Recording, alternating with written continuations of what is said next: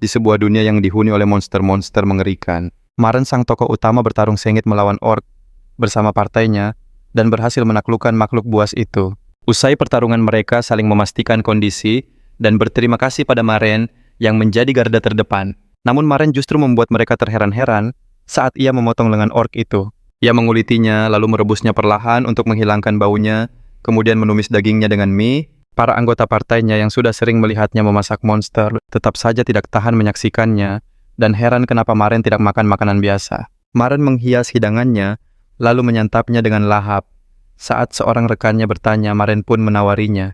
Namun wanita itu sontak menolaknya mentah-mentah. Ia pun lanjut menikmati makanannya, tak menyadari yang lain sudah beranjak pergi. Sementara itu, anggota partainya membicarakan seorang pahlawan yang gugur yang jasadnya ditemukan di hutan Tirsan Selatan. Kabar ini mengejutkan karena salah satu dari mereka baru saja melewati hutan itu. Aneh rasanya pahlawan sehebat itu bisa tumbang. Hal itu membuat mereka bertanya-tanya seberapa kuat monster di luar sana. Didorong rasa penasaran, gadis yang tadi bertanya kembali pada Maren ingin tahu kenapa ia mulai memakan monster. Kisah ini bermula 3 bulan lalu di sebuah desa kecil di selatan. Para pedagang resah karena perjalanan kereta kuda dihentikan akibat kemunculan babi hutan merah yang ganas. Karena itu mereka menolak meninggalkan kota dan menyuruh penduduk desa yang butuh tumpangan untuk mencari di tempat lain. Karena tak punya pilihan lain, penduduk desa membatalkan rencana. Perusahaan dagang pun bingung cara mengirim barang milik seorang bangsawan. Di tengah keluh kesah itu, mereka melihat Maren yang juga ditolak mentah-mentah oleh para pemilik kereta kuda. Melihat perawakannya yang kuat, mereka pun punya ide untuk merekrutnya. Pakaian Maren yang lusuh hampir membuatnya gagal, tapi para pedagang tak punya banyak pilihan dalam kondisi darurat ini. Maka mereka memanggilnya dan menanyakan tujuannya. Saat Maren menyebut Adrama, mereka langsung memberitahu bahwa rombongan mereka juga menuju ke sana. Namun Maren tidak perlu membayar. Sebagai gantinya, ia diminta bergabung dengan rombongan mereka lengkap dengan makanan gratis selama perjalanan. Maren bertanya dengan ragu soal situasinya, tapi si pedagang mengelak dan langsung menyodorkan kesepakatan. Akhirnya Maren setuju. Ia naik ke kereta dan diminta menunggu hingga siang selagi mereka mencari penumpang lain. Di sana pedagang itu memperkenalkan diri sebagai Mahem, dan Maren pun menyebutkan namanya. Setelah Maren sendirian, Mahem terlihat cemas. Ia berharap Maren bukanlah seorang desertir. Namun rekannya tak peduli selama Maren bisa diandalkan untuk melawan monster. Pria itu lalu menyuruh Mahem mencari prajurit bayaran lain jika ia memang setakut itu. Tak lama Maren tertidur. Ia bermimpi melihat sang pahlawan terluka parah dan tak bergerak, bertanya-tanya apa yang sebenarnya terjadi. Terdengar langkah kaki dari belakang. Maren berbalik ketakutan dan melihat monster laba-laba raksasa mendekat. Ia pun berteriak histeris. Aku tidak mau berakhir di sini. Aku harus pergi ke Adrama. Tiba-tiba Mahem membangunkannya. Maren sadar kereta sudah penuh dan mereka telah memulai perjalanan. Di sana Maren berkenalan dengan prajurit bayaran lain yang juga bertujuan ke Haruam dan Adrama. Karena penasaran, Mahem bertanya tujuan Maren di Adrama. Maren menjawab akan ke panti asuhan Sentrias untuk menemui keluarganya. Mereka terkejut mendengar di kota itu ada sebuah panti asuhan. Para prajurit bayaran saling berbisik, tapi salah satu dari mereka mengalihkan topik dan penasaran dengan level Maren. Menurutnya akan lebih mudah bekerja sama jika mereka tahu kemampuan masing-masing. Dan level adalah penanda kekuatan seseorang yang terlihat dari jendela status. Prajurit senior itu memamerkan statusnya ia berada di level 23. Ia yakin Maren tak akan setinggi itu, lalu menasihatinya untuk bekerja lebih keras lagi jika ingin menyusulnya. Namun Maren mengecek statusnya dan menemukan levelnya sudah 95. Tiba-tiba laju kereta terhenti. Sang kusir berteriak panik, seekor babi hutan merah menghadang jalan mereka. Mereka pun bergegas turun. Prajurit bayaran senior langsung memberi komando memerintahkan yang lain memancing monster itu. Namun monster itu sudah terlalu dekat. Semua orang pun melompat keluar dari kereta untuk bersiap. Saat Maren menatap babi hutan itu, ia merasakan ada yang janggal. Ini bukan babi hutan biasa. Dengan skill appraisal, ia pun mengecek status monster itu yang ternyata level 62.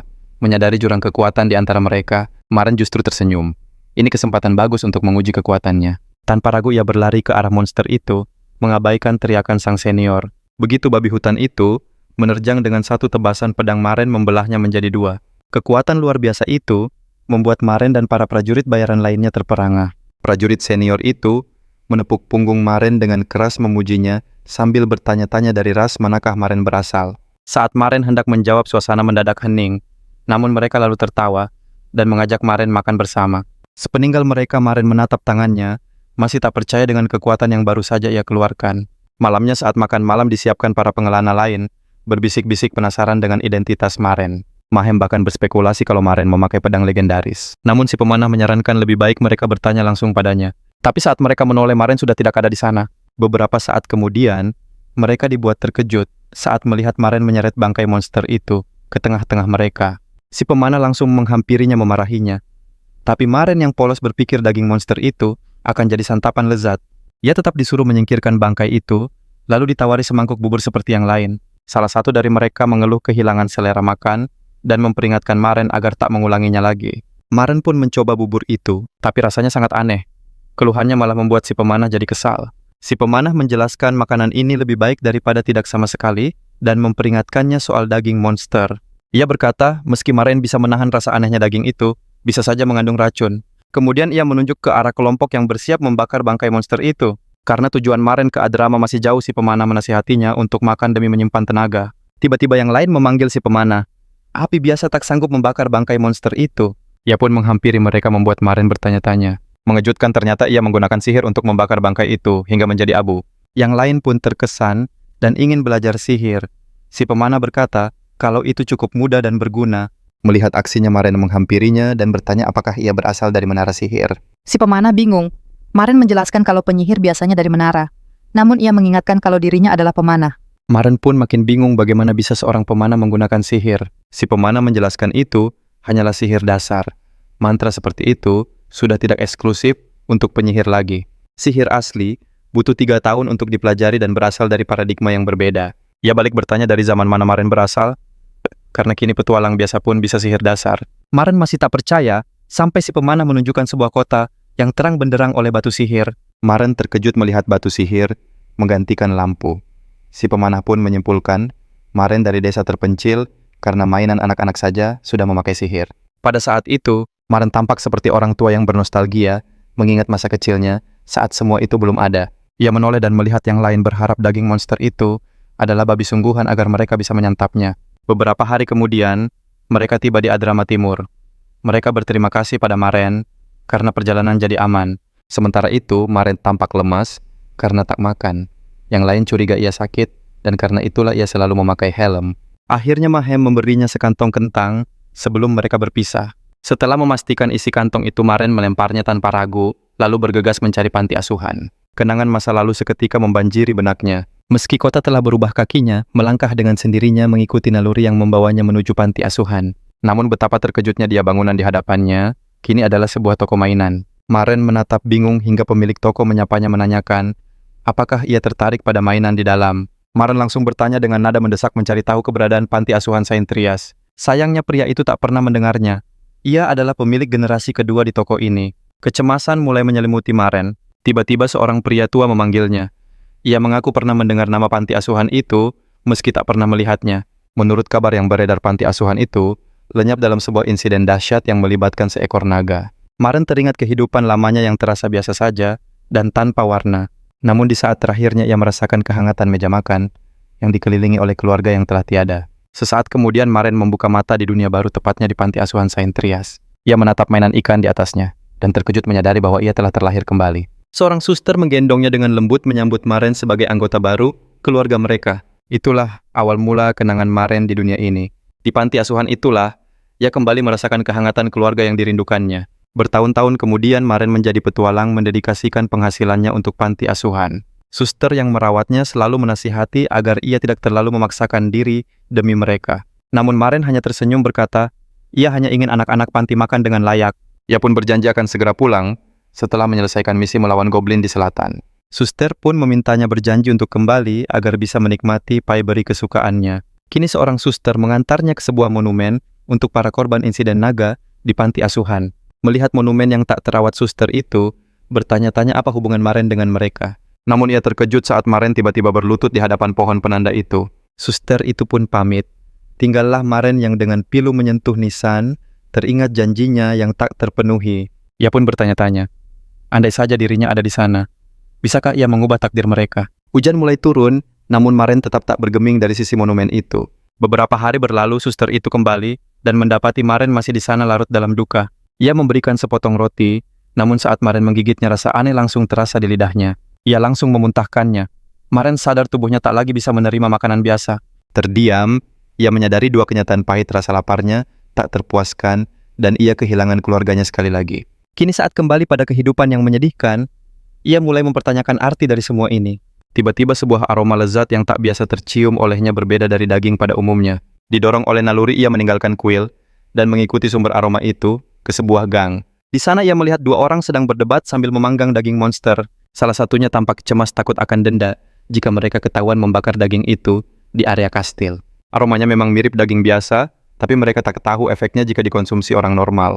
Saat keduanya lengah maren, menyambar sisa daging yang gosong, dan segera lari kembali ke area monumen. Dengan ragu ia mencoba sepotong. Ajaibnya rasanya tidak aneh dan perutnya bisa menerimanya. Tanpa pikir panjang, ia melahap sisa daging itu dengan rakus seolah tak bisa berhenti. Ia terus makan hingga tanpa sadar menggigit lengannya sendiri. Saat melihat luka di tangannya, Maren tersungkur dan terisak meminta maaf pada keluarganya karena hanya ia yang tersisa. Ia masih ingin hidup bahagia dan menikmati makanan lezat. Tapi apakah ia masih pantas disebut manusia? Tiba-tiba sebuah sentuhan terasa di lukanya. Sehelai daun dari pohon keramat jatuh tepat di tangannya. Ini adalah sebuah pertanda. Ia pun bangkit dan berjanji pada makam itu bahwa ia akan pergi. Namun kali ini ia takkan terlambat kembali. Inilah awal mula kisah rahasia Maron sang gurme. Di dunia ini berdiri sebuah menara megah yang dikenal sebagai Hexalim. Hexalim institusi legendaris bagi para petualang menangani segalanya mulai dari eksplorasi daun hingga menaklukkan monster. Mereka juga terkenal dengan sistem terpadu untuk mengelola para petualang yang berafiliasi. Karena reputasinya yang tinggi, hanya mereka yang berbakat dan terampil yang bisa mendaftar di Hexalim. Pagi itu, ujian penilaian sedang berlangsung. Para kandidat harus memukul golem sekuat tenaga. Di tengah ujian seorang elf bernama Dahlia melangkah maju untuk ikut serta. Saat gilirannya tiba satu pukulan, Dahlia ke golem membuat semua orang terkejut.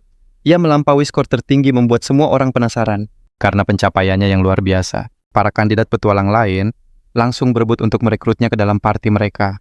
Beberapa dari mereka bahkan nekat menyentuhnya sambil menawarkan tempat di guild mereka. Sebagai elf yang angkuh, Dahlia selalu memandang rendah manusia. Ia merasa sangat jijik saat ada manusia yang lancang menyentuhnya. Ia langsung menepis tangan mereka, namun tak sengaja menyenggol bahu Maron yang baru tiba. Maron pun dengan canggung meminta maaf, lalu maju untuk gilirannya.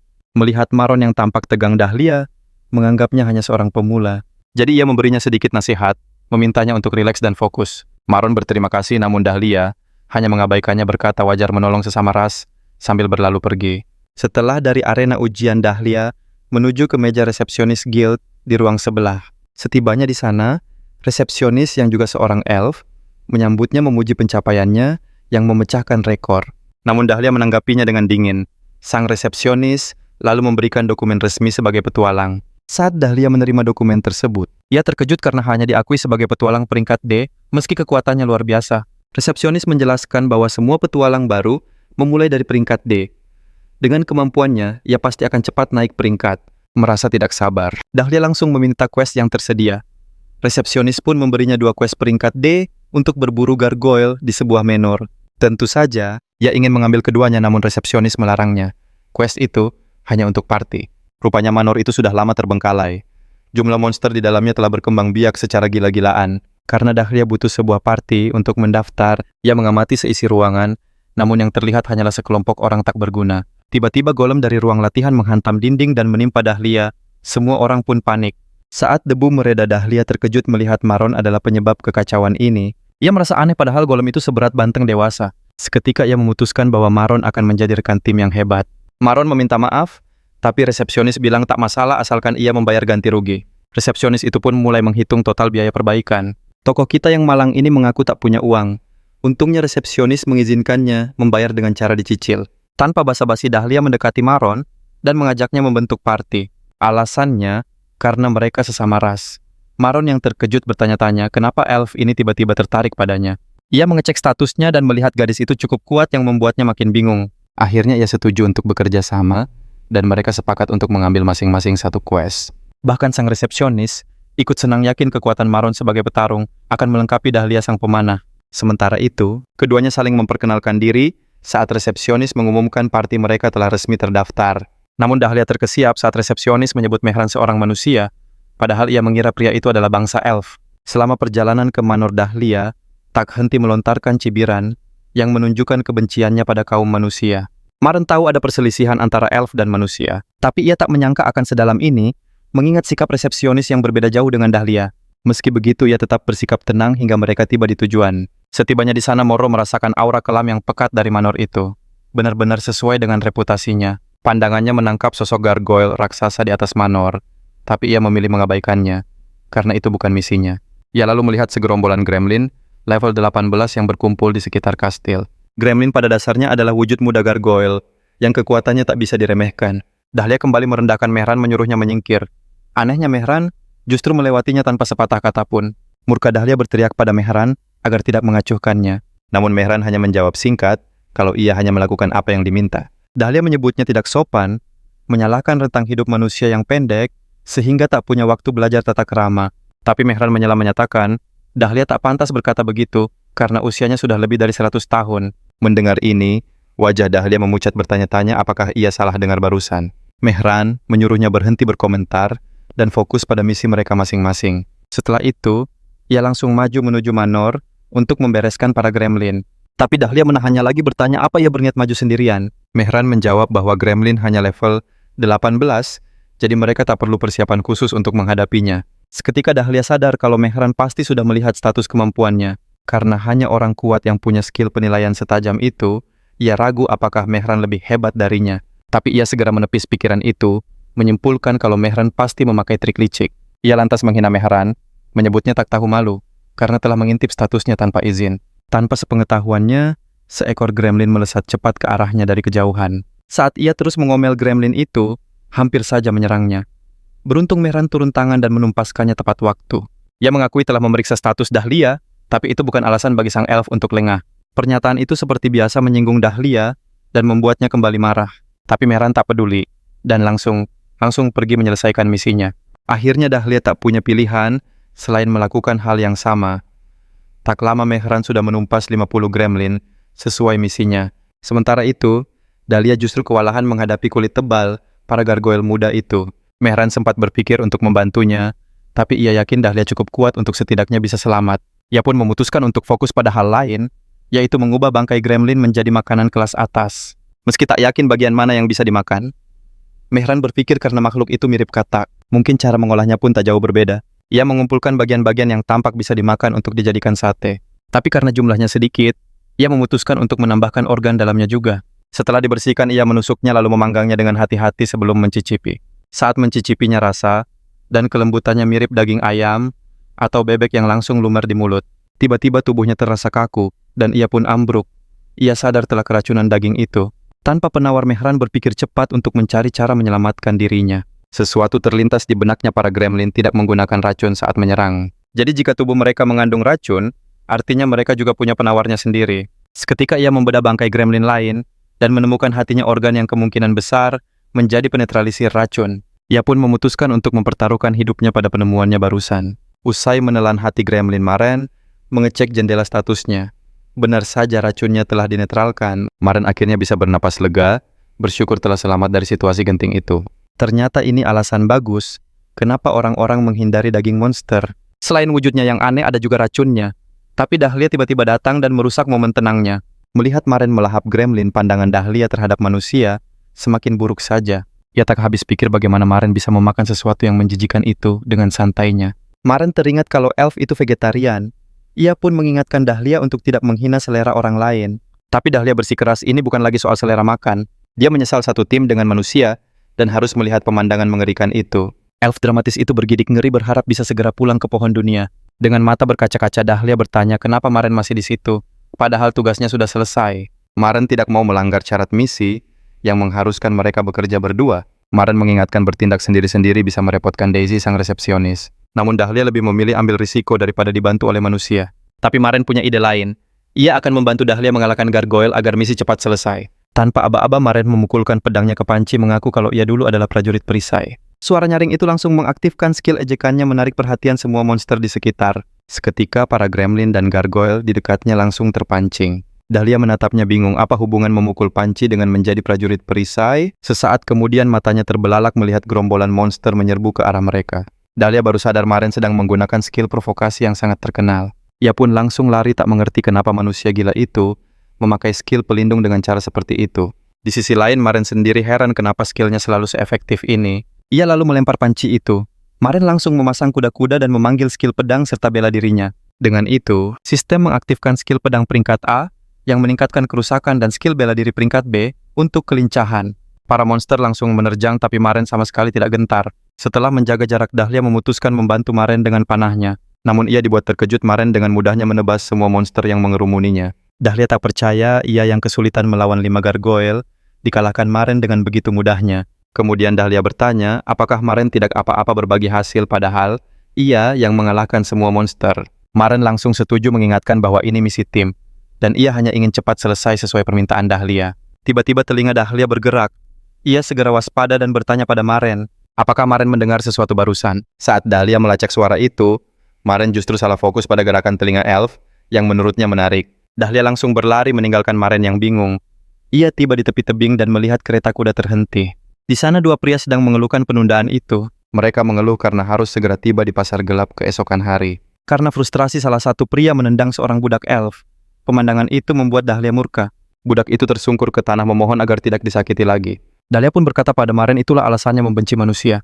Ia lalu mengajak Maren untuk menghukum para pedagang budak itu bersama-sama. Namun Maren tidak tertarik.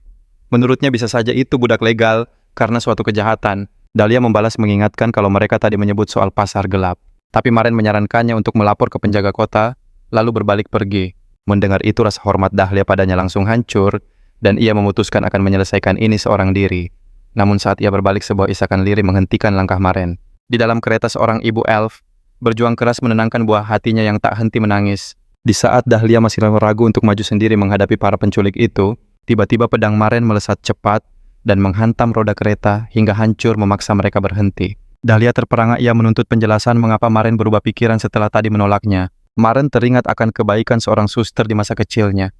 Ia pun tak peduli lagi pada urusan orang dewasa, karena menyelamatkan anak tak berdosa itu adalah segalanya. Sementara itu, para pedagang budak masih kebingungan dengan serangan mendadak barusan. Sang pemimpin komplotan melihat Dahlia dan Maren, lalu langsung memberi isyarat pada anak buahnya.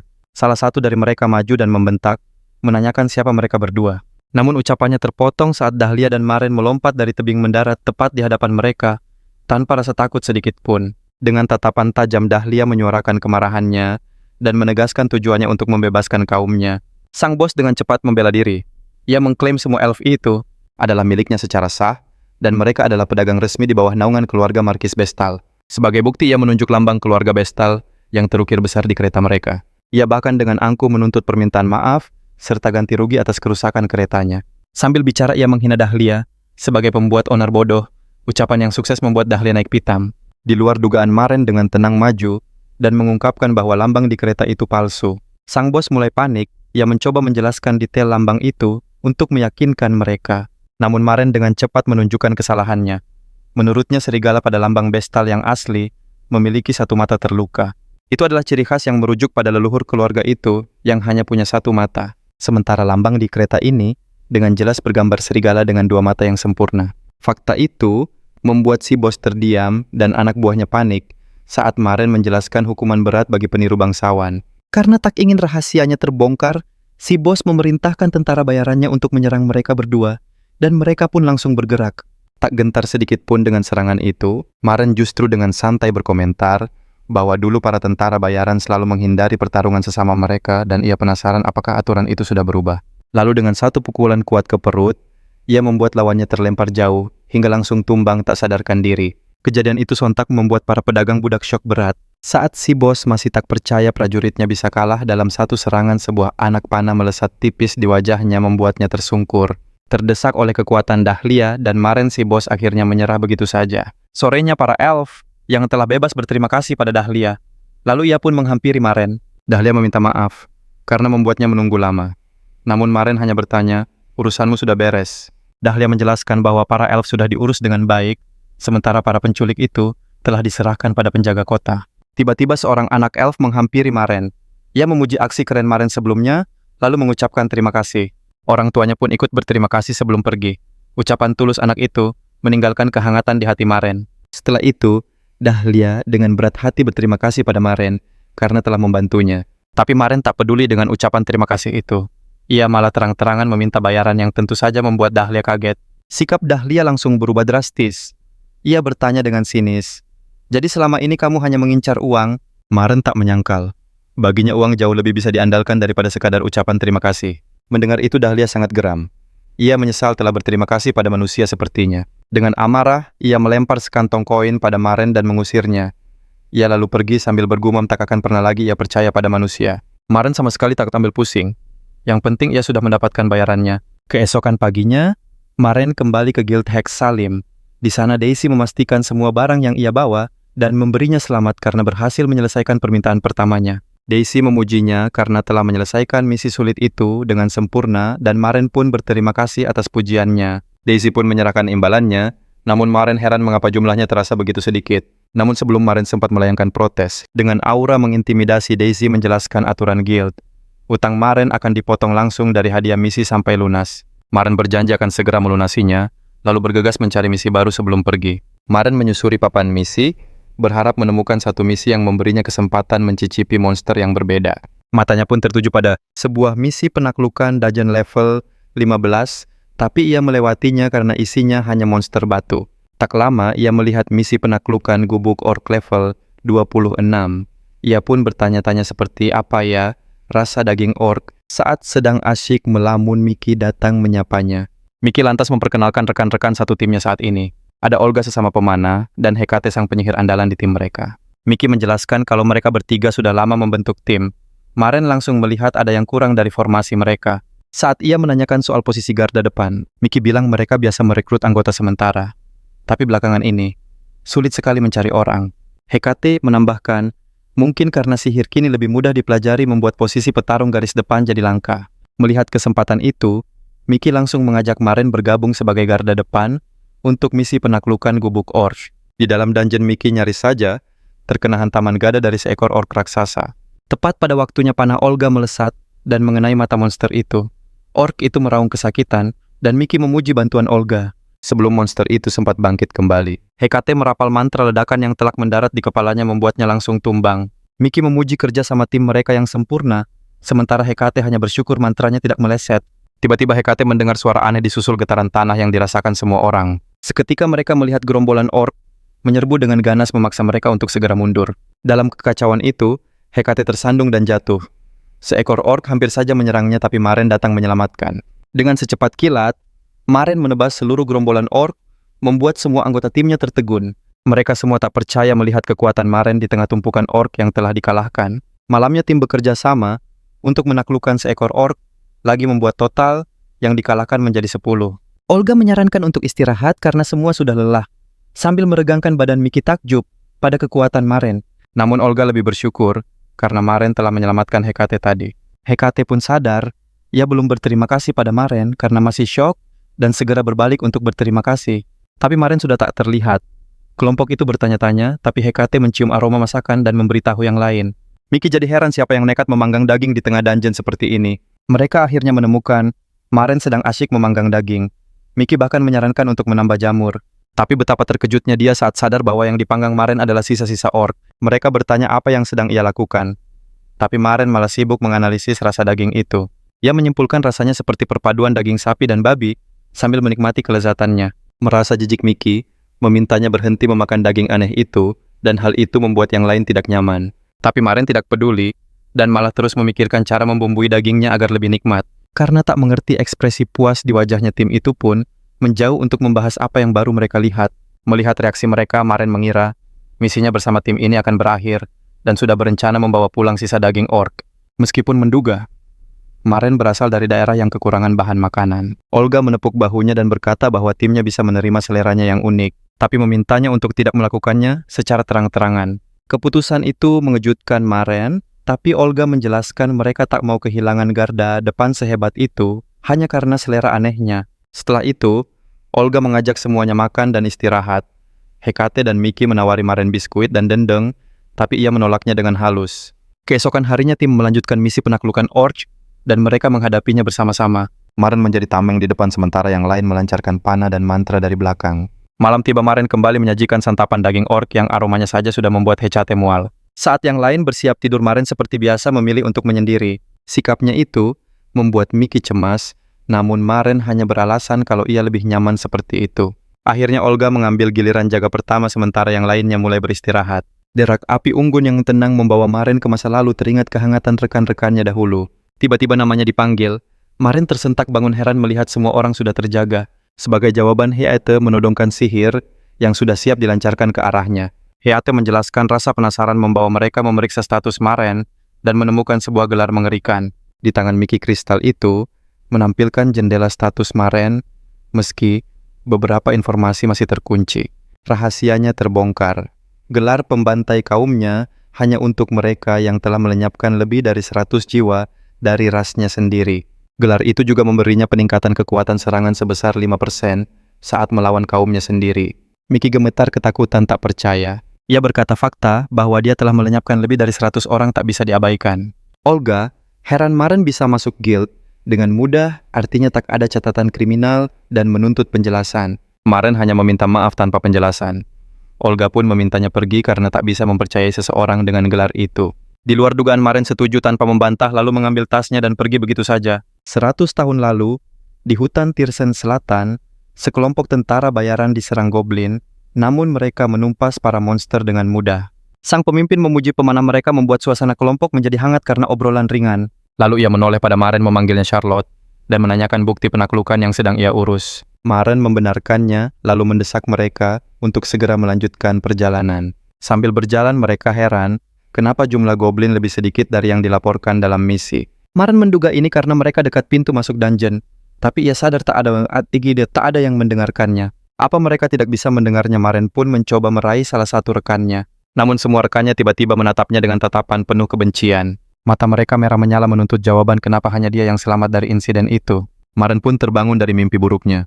Setelah menenangkan diri, ia bergegas menuju gedung guild. Di sana para petualang lain berbisik-bisik menyebarkan rumor tentangnya yang semakin dibumbui. Maren memilih tak peduli dan langsung menemui Daisy di meja resepsionis. Tak disangka Daisy justru memberinya kabar baik soal kenaikan peringkatnya ke peringkat C. Maren bingung karena belum ikut ujian, tapi Daisy menjelaskan kalau sistem ujian sudah dihapus beberapa tahun lalu. Sekarang peringkat akan naik otomatis jika kemampuan seorang petualang telah diakui. Merenungi perubahan sistem yang baru ini, Maren bertanya apa ia bisa langsung mengambil misi. Peringkat C dan Daisy pun menunjukkan daftar misinya. Pilihannya kini lebih banyak. Mata Maren tertuju pada misi sarang harpi level 30 untuk mencari bulu mereka. Tapi Maren si pencinta daging monster malah membayangkan rasa daging harpi yang mirip ayam. Tiba-tiba Dahlia memotong lamunannya dan mulai mengungkit rumor yang sedang heboh. Tanpa memedulikannya, Maren mengambil misi harpi yang membuat Dahlia kesal karena merasa niat baiknya diabaikan. Maren sejenak heran kenapa Dahlia memakai kata kami bukan aku. Tiba-tiba seorang wanita manusia buas muncul dan bertanya pada Dahlia, apakah ini orang yang dimaksud? Dahlia pun memperkenalkan wanita itu sebagai ketua parti barunya. Manusia buas itu memperkenalkan diri sebagai si Imitar dengan logat aneh seperti kucing di akhir kalimatnya. Saat Imitar dan Dahlia mulai berdebat kecil, Maren diam-diam memeriksa statusnya.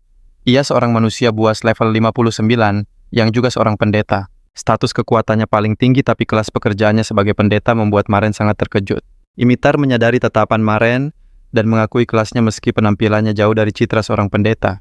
Moron teringat klerik biasanya berperan sebagai pendukung penyembuhan dan ia melihat penampilan Imitar. Penampilannya sama sekali tidak terlihat suci. Dahlia lalu menceritakan alasannya bergabung setelah mencari parti non-manusia. Ia menemukan iklan parti Imhotra yang membenci manusia dan memutuskan bergabung.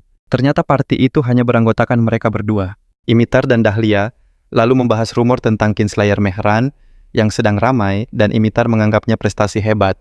Dengan santai ia mengundang Mehran bergabung namun Mehran pura-pura tidak tahu hingga menerima ejekan dari Dahlia. Imitar kembali mengajak dan karena ditolak ia pun menjelaskan situasinya dengan terus terang. Dengan reputasinya sebagai Kinslayer yang tersebar luas tak ada yang mau membentuk parti dengannya. Sambil melihat sekeliling Moron langsung mengerti maksudnya dan setuju untuk bergabung sementara. Imitar menyambutnya dengan gembira lalu mengusulkan untuk menguji kecocokan kemampuan mereka. Dengan bingung Manor bertanya apa maksudnya, dan ia menunjuk pada permintaan penaklukan dungeon harpi. Sesampainya di dungeon, beberapa harpi menyerang mereka dan trio itu pun mulai beraksi. Moron mengambil posisi depan, tapi ia merasa menghadapi monster terbang sebagai shielder sangat merepotkan. Saat ia berpikir cara menyerang beberapa harpi, jatuh dari langit membuatnya sadar pentingnya seorang pemanah. Dahlia tampak sangat bangga setelah berhasil menembak jatuh para harpi. Ia berseru tak akan membiarkan manusia merebut hasil buruannya kali ini. Tak lama Imitar menyuruh Mehran menyiapkan perisai yang dengan cepat ia gunakan sebagai pijakan untuk melompat ke udara dan menjatuhkan harpi terakhir. Setelah itu, Imitar memuji reaksi cepatnya dan Mehran sadar bertarung bersama rekan tidaklah buruk. Saat Imitar memuji kerja sama mereka, dan Dahlia istirahat, Maren melihat makhluk mungil yang lucu dan penasaran. Dahlia langsung menjelaskan tentang boneka hidup yang sedang menjadi tren. Rupanya itu adalah golem peliharaan yang dihidupkan dengan memasukkan mana. Dahlia mengklaim boneka itu adalah edisi terbatas seharga 2 koin emas. Ia lalu memuji boneka itu karena sedang mencabuti beberapa bulu sambil bermain. Katanya jika dirawat dengan benar boneka itu bisa membantu bertarung dan bersih-bersih. Tapi Imitar membocorkan kalau Dahlia hanya menyukai benda-benda imut dan Maren terus memperhatikannya. Sadar diperhatikan, Dahlia cepat-cepat menyembunyikannya. Dimitar lalu menyudahi obrolan dan mereka melanjutkan misi. Beberapa saat kemudian duo itu mengumpulkan material dari Harpy dan Imitar merasa misi ini berjalan sangat lancar. Ia bertanya kenapa Dahlia tidak mengenalkan Maren lebih awal, tapi Dahlia mengaku ada beberapa kendala. Tiba-tiba Imitar mencium aroma panggangan lezat dan sadar Maren sudah lama tak terlihat. Ia mengabaikan peringatan Dahlia untuk tidak pergi. Imitar memutuskan tak akan membiarkannya memanggang daging sendirian di belakang mereka. Sementara itu, Maren sedang membumbui potongan daging Harpy dengan terampil di atas wajan. Ia menikmati seluruh proses memasak hingga paha Harpy panggang itu matang sempurna. Terlihat seperti ayam, ia memutuskan untuk mencicipinya dan menganalisis rasanya dengan seksama. Sayangnya waktu santainya diganggu oleh anggota partinya. Dahlia bertanya apa ia sudah gila. Maren meminta maaf dan mengajak mereka makan bersama. Namun keduanya malah berlutut ngeri menyaksikan pemandangan yang tak terduga itu. Maren mencoba membela diri mengklaim Harpy sangat berbeda dari manusia, namun mereka tak percaya. Tak lama kemudian, aroma manis dan tampilan daging itu mulai menggoda Imitar, tapi ia berusaha menahan diri. Saat itu Mera melihat ketertarikannya dan menawarkan sepotong, tapi ia masih menolaknya dengan dramatis. Imitar menuduhnya sedang menguji imannya dan bertanya kenapa daging monster bisa beraroma begitu lezat. Mer lalu teringat sesuatu yang sedang ia rebus dan segera memeriksa panci di atas api. Ia membuka panci yang berisi rebusan kaki Harpy. Tapi Imitar berkomentar bahwa hampir tak ada daging di sana. Moron yang hanya ingin mencoba ceker menggigitnya dan terkejut dengan rasanya yang luar biasa bertekstur seperti puding. Melihatnya memakan kaki Harpy, Dahlia panik dan berteriak kalau bagian itu mengandung racun kelumpuhan. Tiba-tiba Moron menjadi kaku. Dahlia pun meminta Imitar segera menggunakan sihir penghilang kutukan padanya. Sayangnya Imitar mengaku tak tahu caranya dengan alasan itu terlalu rumit untuk dipelajari. Dahlia langsung menyahut itu kan, sihir dasar yang dikuasai semua pendeta. Akibat perdebatan mereka yang makin sengit, seekor Harpy muncul dan Imitar langsung menyalahkan Dahlia yang bersuara keras. Dengan santai Imitar meminta mereka tenang, lalu melepaskan sihir Inferno yang meleset jauh dan malah memanggang boneka kesayangan Dahlia. Dahlia menangis histeris meminta pertanggungjawaban Imitar, tapi pria itu hanya meminta maaf mengakui kemampuannya yang payah. Dia berjanji akan menggantinya dengan yang baru. Tapi Dahlia berteriak kalau bonekanya edisi terbatas dan bersumpah akan menyimpan dendam ini selama 100 tahun. Sore harinya trio itu kembali ke Aula Guild dengan wajah lesu untuk menukarkan hasil buruan mereka. Daisy mengonfirmasi material penting dan menyuruh mereka membuang daging Harpy. Setelahnya Dahlia mengeluh soal mentalnya yang terkuras. Tapi Imitar kembali bertanya apa. Dahlia yakin tidak mau dicarikan boneka hidup lain sebagai ganti yang hangus. Tiba-tiba mata Imitar menangkap kaki Harpy di tangan Maren dan bertanya untuk apa itu. Maren bilang sayang membuangnya setelah dibersihkan. Imitar lalu memberitahunya soal fitur penyimpanan di sistem. Rupanya itu adalah dimensi lain dari sihir spasial tempat para petualang bisa menyimpan barang-barang mereka. Seketika Maren teringat fitur itu dan membuka penyimpanannya sendiri. Heran kenapa dia bisa sebodoh itu membawa beban berat di ransel. Dia bingung kapan dia bisa lupa hal sepenting itu, sambil meragukan kondisi mentalnya sendiri. Namun Imitar membuyarkan lamunannya, dan setelah memuji kerja sama tim mereka, dia mengusulkan untuk membentuk parti resmi. Mendengar usulan itu, Maren berpikir membentuk parti dengan 2 orang yang membenci manusia. Akan tetapi sebelum dia sempat menjawab, Imitar sudah bersorak gembira dan berlari mendaftarkan parti mereka, meninggalkan 2 orang lainnya yang hanya bisa terdiam. Tak lama, Dahlia menerimanya sebagai rekan setim dan Maren pun akhirnya memutuskan untuk bergabung. Dahlia berharap bisa bekerja sama dengan baik, kata-kata yang memicu kenangan Maren tentang parti lamanya di masa lalu. Tak berapa lama Imitar kembali membawa dokumen dan menunjukkan nama parti yang sudah dia pilih. Keduanya membaca nama yang tertulis dengan perasaan campur aduk. Parti yang benar-benar kacau gitu. Dahlia langsung protes, tapi Imitar bersikuku sebagai pemimpin parti. Imitar bilang dia terinspirasi dari ucapan Maren di Dungeon Harpy. Dahlia meratap dramatis membayangkan nama konyol itu akan tercatat dalam semua prestasinya kelak. Di sisi lain, Maren tidak peduli dengan nama apapun dan memutuskan akan memanggang sisa daging Harpy di kamarnya. Sebelum Maren pergi, Imitar mengajaknya merayakan pembentukan parti mereka dengan mentraktirnya. Malam itu trio tersebut duduk di sebuah kedai untuk berpesta. Akan tetapi Dahlia masih saja tidak bisa menerima nama parti mereka yang aneh. Imitar menyuruhnya untuk melupakannya karena nama itu sudah terdaftar, tapi perdebatan mereka terus berlanjut. Sementara itu, Maren melihat makanan lezat di meja dan mencicipinya, tapi rasanya benar-benar mengganggu. Tak lama kemudian, Imitar menjelaskan tujuan utama parti mereka, yaitu mencapai peringkat A secepat mungkin. Maren mempertanyakan alasan di balik target itu. Dahlia menjelaskan setiap orang punya alasannya sendiri, lalu menceritakan tentang promosi peringkat. Isi ujian promosi adalah misteri besar, dan kenaikan peringkat adalah pencapaian yang hanya diraih oleh para petualang elit pilihan guild. Imitar kemudian angkat bicara mengungkapkan alasan pribadinya. Dia bercerita bahwa adik-adiknya masih diperbudak, dan dia butuh banyak uang untuk membeli kebebasan mereka. Rupanya majikan mereka berjanji tidak akan menyentuh adik-adiknya selama 3 tahun, dan akan menjual status mereka padanya. Dia lalu melanjutkan cerita tentang bagaimana seluruh keluarganya dijadikan budak saat revolusi terjadi. Tapi Maren sama sekali tidak tahu tentang peristiwa itu, yang tentu saja membuat Imitar dan Dahlia terkejut. Dahlia pun menjelaskan sejarah kelam itu. Selama berabad-abad manusia memperbudak ras lain, menangkap dan menjual mereka demi keuntungan. Para elf sangat berharga karena kelangkaan dan kecantikan mereka. Dwarf dicari karena keahlian dan kerja kerasnya, sementara para Beastkin diperlakukan tak lebih dari binatang. Imitar melanjutkan menceritakan bagaimana keluarganya ditangkap dan dipenjara. Pikiran dan tubuh mereka hancur, siapapun yang mencoba kabur akan menemui akhir yang mengerikan. Ketika ras lain tak sanggup lagi menahan penderitaan mereka bersatu melawan manusia. Itulah awal mula dari revolusi. Karena jika perang terjadi, manusialah yang akan paling banyak merugi. Mereka pun menyetujui tuntutan untuk menghapus perbudakan dan menandatangani sebuah perjanjian. Fakta ini membuat perdagangan antar ras menjadi ilegal, memaksa manusia menerima batasan yang ada. Dahlia menambahkan berkat itu ras lain bisa keluar dari persembunyian dan hidup lebih terbuka. Imitar membenarkannya, mengatakan ia menjadi petualang untuk mencari uang setelah bebas. Setelah menyimak semuanya, Maren mengaku tak tahu soal itu dan bertanya tujuan Dahlia. Ia menjawab ingin menjadi tetua di hutannya. Peran itu adalah warisan keluarganya namun dibebankan pada anak tertua. Kakak perempuannya tidak menginginkan peran itu, jadi Dahlia setuju untuk menggantikannya. Agar memenuhi syarat, dia harus meraih banyak pencapaian hebat. Setelah berbagi cerita, Dahlia berterima kasih pada Moran dan bertanya tujuannya. Saat akan menjawab, ingatan tentang keluarganya memicu sakit kepala yang tajam. Mereka penasaran, dan akhirnya Moran mengungkapkan ada naga yang ingin ia kalahkan. Semua terkejut.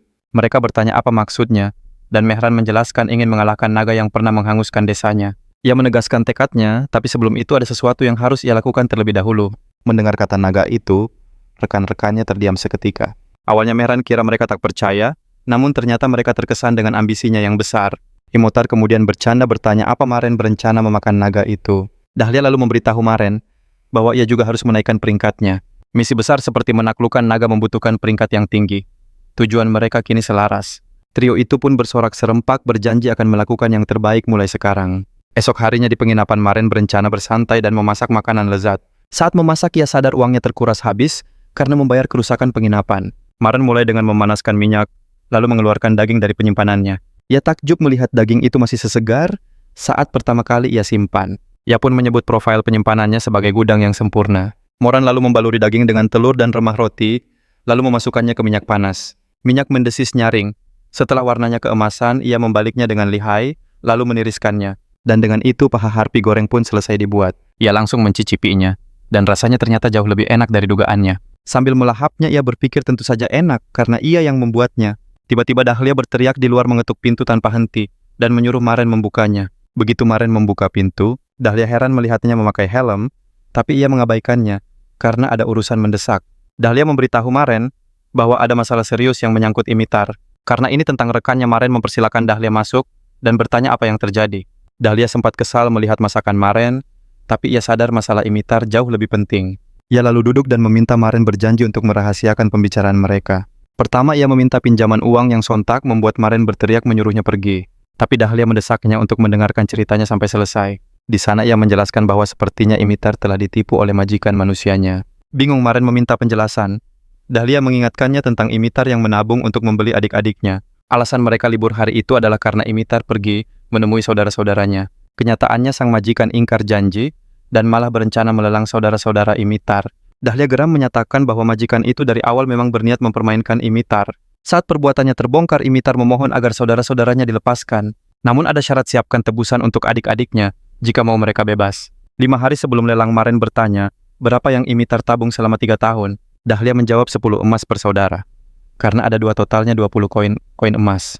Maren terkejut menghitung dalam benaknya 1 brown sama dengan 10 yen di dunia lamanya. 100 brown menjadi 1 koin perak, dan 100 koin perak menjadi 1 koin emas.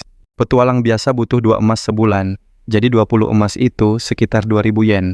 Maren heran dari mana Imitar bisa dapat uang sebanyak itu dalam 5 hari saja. Dahlia melanjutkan, ia tak ingin menyebar gosip, tapi Imitar memohon padanya untuk menolong. Seketika Maren sadar inilah alasan Dahlia datang untuk meminjam uang. Dahlia mengaku tak bisa diam saja, sebab ras minoritas lain juga saudaranya. Ia memohon lagi. Meski hanya sedikit, Maren justru menolaknya dengan tegas, mengejutkan Dahlia. Dia mengingatkan Dahlia bahwa mereka baru saja membentuk parti apa. Dia pikir bisa dipercaya begitu saja. Sebenarnya Maren tak punya uang sebanyak itu, tapi ia tetap bersikap dingin pada Dahlia. Dia ingat Maren adalah orang yang sangat perhitungan soal materi. Jadi Dahlia mencoba memanipulasinya, mengatakan kalau adik Imitar masih balita. Maren langsung kesal dengan siasat Dahlia, tapi Dahlia bilang itu hanya fakta. Maren bertanya apa untungnya baginya. Dahlia menawarkan pengembalian 2 kali lipat dengan bunga, tapi Maren menyindir mereka bisa kabur, sampai ia tiada umurnya kan pendek. Dahlia terpukul, ia terdiam sejenak, lalu meminta Maren mendengarkannya. Ia berbisik, apa kau punya atribut angin? Tapi Maren balas berbisik, tidak punya. Maren pun bingung kenapa mereka jadi saling berbisik seperti ini. Di dunia mereka selama punya status kecerdasan, semua jenis sihir bisa dipakai. Atribut bakat menunjukkan elemen yang cocok. Sihir yang sesuai atribut memakai lebih sedikit mana. Atribut ini biasanya bawaan lahir dan kebanyakan orang hanya punya 1 jenis saja. Orang jenius terlahir dengan 2 bakat atau lebih, dan para penyihir hebat masuk kategori ini, karena tidak ada pilihan lain. Dahlia berjanji akan memberinya berkah roh, yaitu atribut angin, jika Maren membantunya. Maren berpikir dalam diam. Dahlia mengira dia menginginkan tawaran yang lebih besar, tapi Maren tahu itu bukan hal sepele. Ia bertanya lagi dan Dahlia bersumpah atas nama hutan. Dengan jaminan itu, Maren setuju. Mereka pun segera berangkat bersama. Di luar, Dahlia bertanya pada Maren bagaimana cara mendapatkan 20 koin emas. Maren mengusulkan untuk menjual hasil buruan monster dari dungeon level tinggi di pasar gelap. Dahlia menolak keras, mengingatkan bahwa masuk dungeon yang tak sesuai peringkat itu terlarang. Maren lantas bertanya bagaimana cara lain mendapatkan uang secepat itu. Tapi Dahlia bersikeras kalau cara ilegal terlalu berisiko dan berbahaya.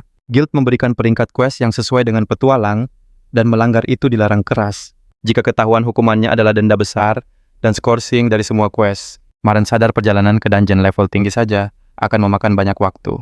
Perjalanannya saja bisa memakan waktu hampir 3-4 hari. Sambil berpikir, ia balik bertanya pada Dahlia, apa rencananya untuk dapat uang? Dahlia mengaku ingin minta bantuan keluarga Hyang Nam, tapi sudah dapat perpanjangan bayaran. Karena tak ada cara membayar, ia berencana memakai sedikit uang hasil petualangannya. Dahlia tahu Maren tak punya tabungan karena mereka menjadi petualang di hari yang sama. Jadi dia bertanya pada Maren barang berharga apa yang bisa dia jual. Maren membuka penyimpanannya, meneliti setiap barang yang tersisa. Matanya tertuju pada sepasang anting, satu-satunya benda berharga miliknya. Mereka pun berpisah jalan, bertekad mengumpulkan uang dengan cara masing-masing. Saat malam tiba, Maren mendatangi toko organ monster. Di sana ia menyodorkan anting itu pada sang pemilik. Sekilas sang pemilik menyuruh Maren untuk membawanya ke toko perhiasan. Namun matanya terbelalak saat sadar anting itu adalah pecahan Pleiades, sebuah item langka dari dungeon yang telah sirna. Pria itu penasaran dari mana Maren mendapatkannya. Maren hanya menjawab itu pemberian dari kawan lama. Beberapa hari berselang di kediaman sang majikan budak. Imitar merendah saat majikannya mengejek, mengingatkan kalau perlawanannya sia-sia. Ia berkata 3 tahun yang diberikannya hanyalah sebuah candaan. Meski majikannya begitu angkuh, Imitar menahan amarah, bertekad menghancurkan wajah menyebalkan itu suatu saat nanti. Tiba-tiba Dahlia memanggil. Saat menoleh, Imitar tak hanya melihat Dahlia, tapi juga Maren di belakangnya. Merasa malu, ia bertanya kenapa Dahlia membawa Maren. Dahlia menjelaskan Maren ikut membantunya menyiapkan uang. Imitar marah, tapi Dahlia menghentikannya. Maren lalu maju sebagai perwakilan parti Imitar. Maren mengumumkan, mereka telah menyiapkan uang tebusan termasuk untuk kebebasan Imitar sendiri. Ketika Maren mengajukan penawaran itu, Imitar berharap Maren tak akan memanfaatkan situasinya ini untuk menindasnya di kemudian hari. Pria itu mengambil kantongnya sambil meremehkan. Tak mungkin mereka punya uang sebanyak itu, kecuali itu uang palsu. Dengan sombong dia berkata, tak akan mudah tertipu. Tapi ia terkejut melihat isinya asli. Imitar segera memintanya melepaskan adik-adiknya. Sang majikan licik itu mengakui uangnya asli. Namun ia membatalkan kontrak. Alasannya Imitar harus mendapatkan uang itu sendiri tanpa bantuan orang lain. Imitar ingin protes, tapi Dahlia membentaknya untuk berhenti mempermainkan mereka. Ia mengingatkan menurut kontrak, jika keluarga tak bisa menebus mereka harus dijual. Dahlia lalu menyindir apa perkataan manusia lebih tinggi daripada bangsa elf. Pria itu curiga mereka hanya mengulur waktu. Ia pun memanggil asistennya untuk membawa dokumen. Imitar sadar tanpa Dahlia, ia akan sepenuhnya pasrah pada pria licik itu. Sang asisten muncul membawa dokumen dan 2 anak kecil. Keduanya langsung berlari ke arah Imitar. Mereka berhamburan memeluknya. Imitar memeriksa untuk memastikan mereka tidak terluka. Selama reuni singkat itu, Maren mengamati keduanya. Dahlia benar mereka memang masih anak-anak. Maren melihat tubuh mereka yang kurus. Amarahnya memuncak pada para pedagang budak itu. Majikan itu mengeluarkan dokumen perbudakan dan berkata akan membuangnya. Ia merobeknya berkeping-keping seakan transaksi mereka telah berakhir. Tapi Imitar membakarnya jadi abu dengan sihir. Pria itu membebaskan adiknya, namun menyatakan Imitar masih miliknya. Ia meremehkan parti itu yang dianggapnya sudah bangkrut dan menyuruh mereka pergi. Dia bahkan menawarkan rantai bekas budak sebagai kenang-kenangan pahit. Tapi Maren mengejutkan semua orang. Ia mengeluarkan sekantong koin lagi untuk membeli kebebasan Imitar. Imitar menolak berkata, selama adik-adiknya aman dirinya tak jadi masalah. Tapi Maren langsung bertanya pada majikan itu, berapa harganya, Tem?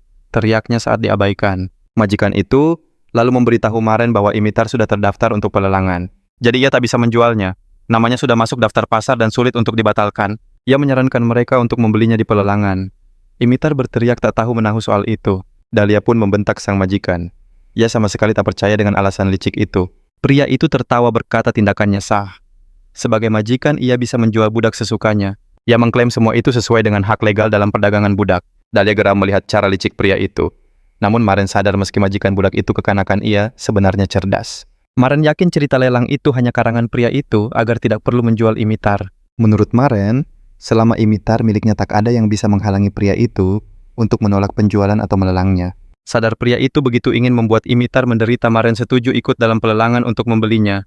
Imitar terkejut namun ia meminta Maren tidak gegabah dan menunggu karena ia sudah punya rencana. Imitar bertanya kenapa Maren mau repot-repot membantunya hal itu, mengingatkannya pada masa di panti asuhan. Susternya pernah berkata semua anak butuh seseorang untuk menjaga dan orang dewasa untuk melindungi mereka. Dia bersikeras setiap anak berhak mendapat perlindungan dan itulah alasan panti asuhan didirikan.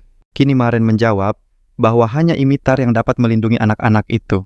Karena itu menyelamatkan mereka bukanlah akhir dari segalanya. Imitar tidak boleh meninggalkan mereka. Maren mendorongnya untuk tetap di sisi mereka dan memastikan mereka makan cukup. Imitar setuju lalu memperingatkannya untuk tidak berbuat nekat. Saat Dahlia pergi, ia terlihat tidak senang dengan keputusan itu. Tapi ia percaya Maren punya rencana, jadi ia akan mengikutinya. Lalu ia pun mengucapkan selamat tinggal pada Imitar. Setelah mereka pergi, majikan budak itu tertawa menyindir bahwa Imitar punya teman-teman yang hebat. Ia lalu bertanya apakah Imitar pikir teman-temannya itu sanggup membebaskannya. Pria itu mendekat dan berkata jika ia ingin melelang Imitar dan menjualnya. Sekeras apapun Imitar melawan, ia takkan bisa lari dan pada akhirnya akan kembali padanya. Saat ia pergi, Imitar bertanya apa rencananya. Tapi pria itu hanya menyuruh asistennya menghubungi pasukan pendukung. Pada malam pelelangan saat para budak diperjualbelikan, Dahlia dan Maren duduk di antara penawar. Mereka tahu harga rata-rata budak manusia hewan adalah antara 8 hingga 9 koin emas. Jika harganya mencapai 10 koin emas, Dahlia menawarkan diri untuk menanggungnya. Tepat setelah budak terakhir terjual, juru lelang memanggil Imitar, memperkenalkannya sebagai gladiator legendaris dari Kolosium. Saat semua kemampuannya disebut Imitar, sadar tuannya memainkan trik kotor dan berharap bisa memberitahu Dahlia. Majikannya menatap Imitar dan mengejek teman-temannya yang tak punya uang lagi setelah membeli saudara-saudara Imitar. Pria itu tidak akan pernah membiarkan mereka membeli Imitar apapun yang terjadi. Dan untuk itu dia menempatkan seorang pedagang yang akan menawar Imitar sangat tinggi, sehingga yang lain terpaksa mundur. Juru lelang membuka penawaran dari 6 emas 30 perak. Tapi pedagang itu langsung menawar 20 emas. Jumlah setinggi itu mengejutkan semua penonton dan juru lelang dengan gembira melanjutkan acara. Saat itu Imitar jatuh dalam keputusasaan yang mendalam. Juru lelang bertanya apakah ada penawar lebih tinggi.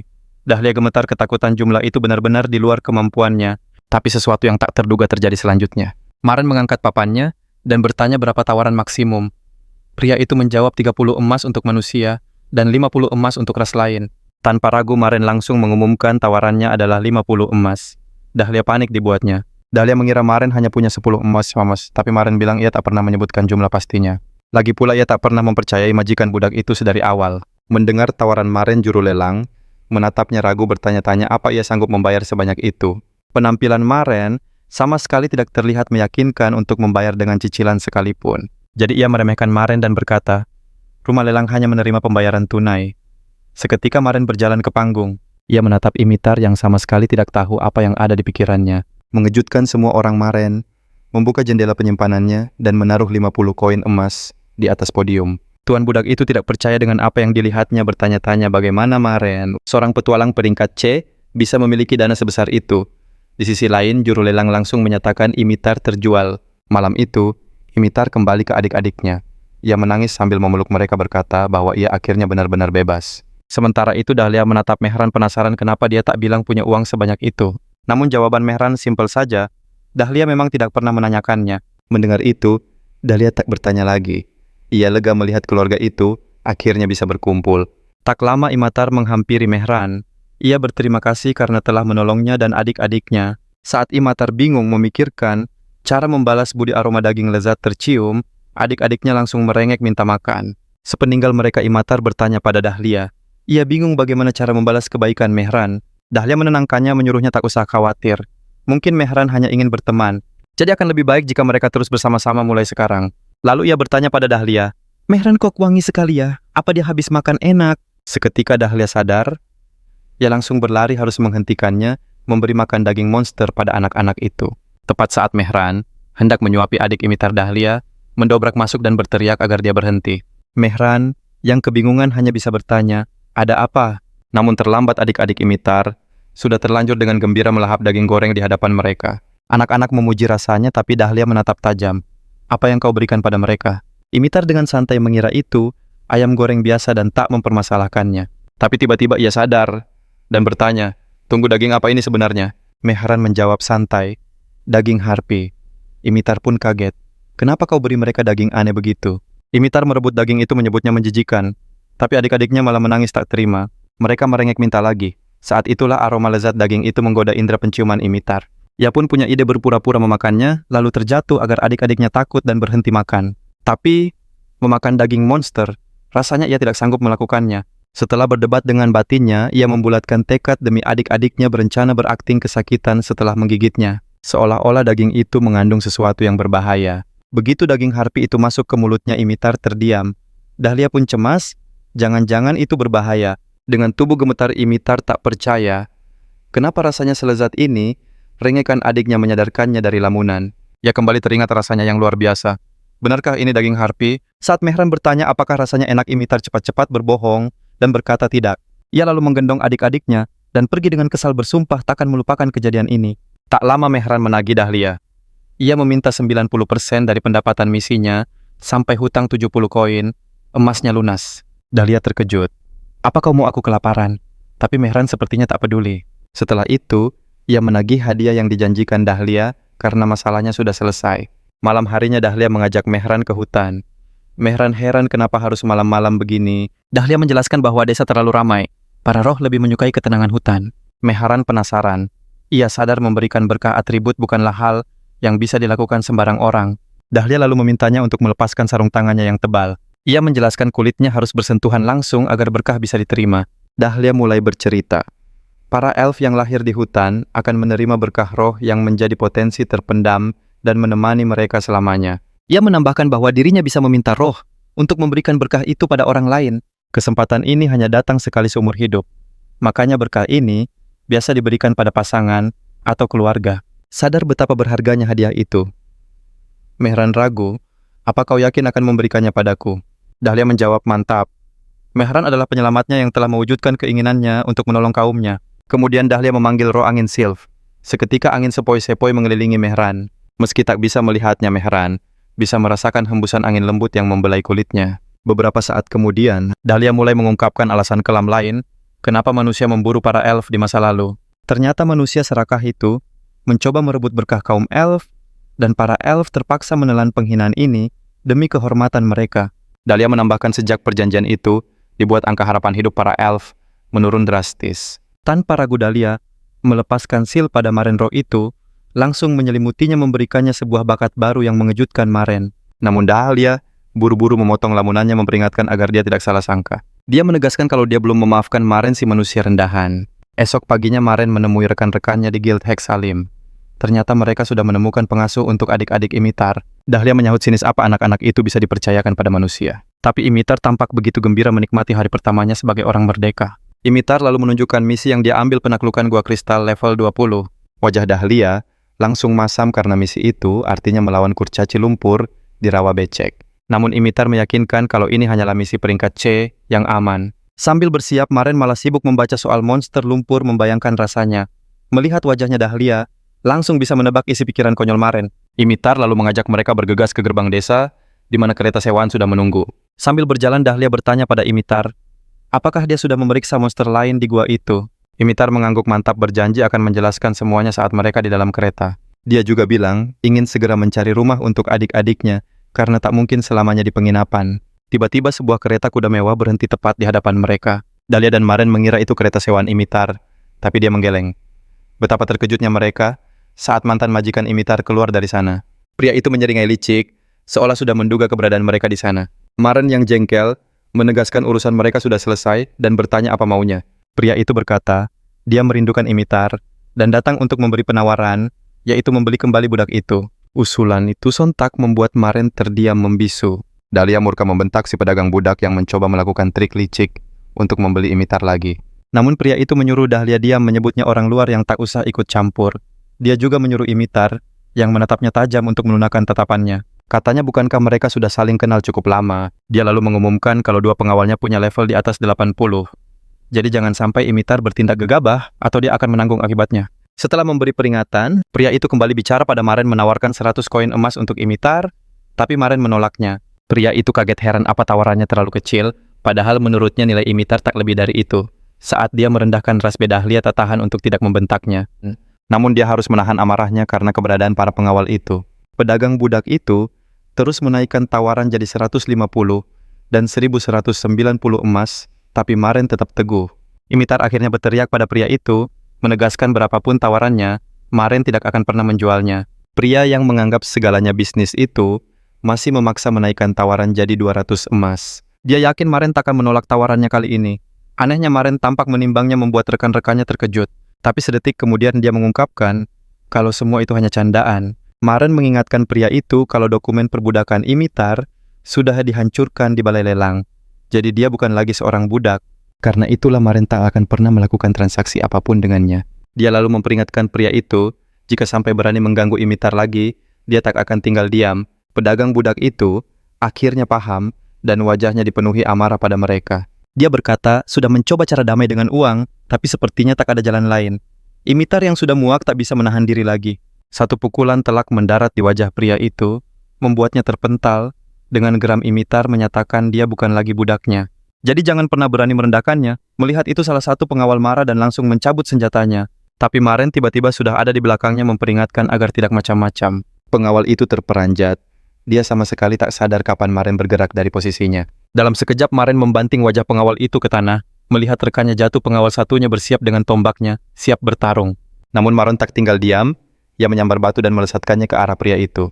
Tepat sasaran. Pria itu terlempar ke belakang langsung tak sadarkan diri dalam sekejap. Sang majikan budak terperangah tak percaya seorang anggota parti level C bisa menumbangkan dua penjaga level 80.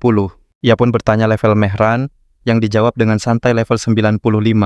Sontak kedua orang itu terbelalak kaget. Giliran Imitar beraksi, ia menjambak rambut si majikan budak, mengingatkan urusan mereka belum usai. Pria itu memohon ampun, tapi yang ia dapatkan hanyalah pelajaran berharga. Setelah Imitar puas memberinya pelajaran, Dahlia mengingatkan mereka harus bergegas agar tak ketinggalan kereta. Dengan riang Imitar pergi bersama Dahlia, tak lupa meninggalkan ancaman agar pria itu tak muncul lagi. Sambil merangkak kesakitan, pria yang babak belur itu bersumpah akan membalas perbuatan mereka. Namun Maren tiba-tiba berdiri di hadapannya, bercerita betapa sulitnya mencari parti karena sebuah rumor keji. Dengan dingin ia berkata lebih mudah menghancurkan serikat dagang daripada harus mencari parti baru. Jadi jangan pernah berpikir untuk mengganggu parti berharga yang baru saja ia temukan. Satu tendangan telak menghancurkan keretanya. Anggap saja itu sebagai peringatan sebelum Maren berlalu pergi. Saat parti chaos tiba di gua monster lumpur menghadang, Dahlia memberi petunjuk kelemahan mereka adalah api. Artinya mereka harus membakarnya. Sebuah keputusan yang langsung disesali. Dahlia teringat pada sihir api. Imitar yang liar, yang mengerahkan seluruh kekuatannya hingga nyaris memanggang kawan-kawannya sendiri, membuat Dahlia geram. Di tengah perdebatan mereka, Maren justru mengambil segumpal monster lumpur, seolah berpikir untuk mencicipinya. Imitar langsung memperingatkan ia tak akan menolong jika Maren sampai kenapa-kenapa. Tapi Maren mengamati gumpalan itu dengan saksama dan menyadari baunya sama sekali tidak aneh. Yakin rasanya tak seperti tanah, ia pun menggigitnya. Namun kali ini Maren membuat kesalahan besar. Ia langsung menyesalinya sadar bahwa tak semua monster bisa dimakan. Akhirnya ia mengeluarkan sisa harpi goreng dari penyimpanannya. Tiba-tiba Imitar dengan malu-malu berterima kasih karena telah menyelamatkan keluarganya dan bersumpah akan membalas budi. Maren menolak tawarannya, mengingatkan bahwa Imitar punya adik-adik yang harus diberi makan. Hal ini membuat Dahlia penasaran dari mana Mehran mendapatkan uang sebanyak itu. Ia hanya berharap Maren tidak terlibat dalam masalah berbahaya seperti yang telah ia peringatkan. Mendengar ucapan Dahlia, Imitar tampak sangat terkejut. Mehran pun menjelaskan bahwa ia menjual kenang-kenangan dari mantan rekannya.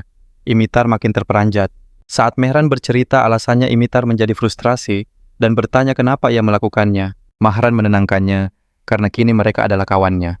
Balas budi terbaik adalah tetap berada di party ini bersamanya. Imitar bertanya-tanya semudah itukah? Namun saat Mehran meyakinkannya dan memanggilnya pemimpin semangat, Imitar berkobar berjanji akan jadi yang terbaik. Tak lama kemudian, ia bertanya pada Maren soal kedekatannya dengan Dahlia. Sampai-sampai Dahlia memberinya berkat.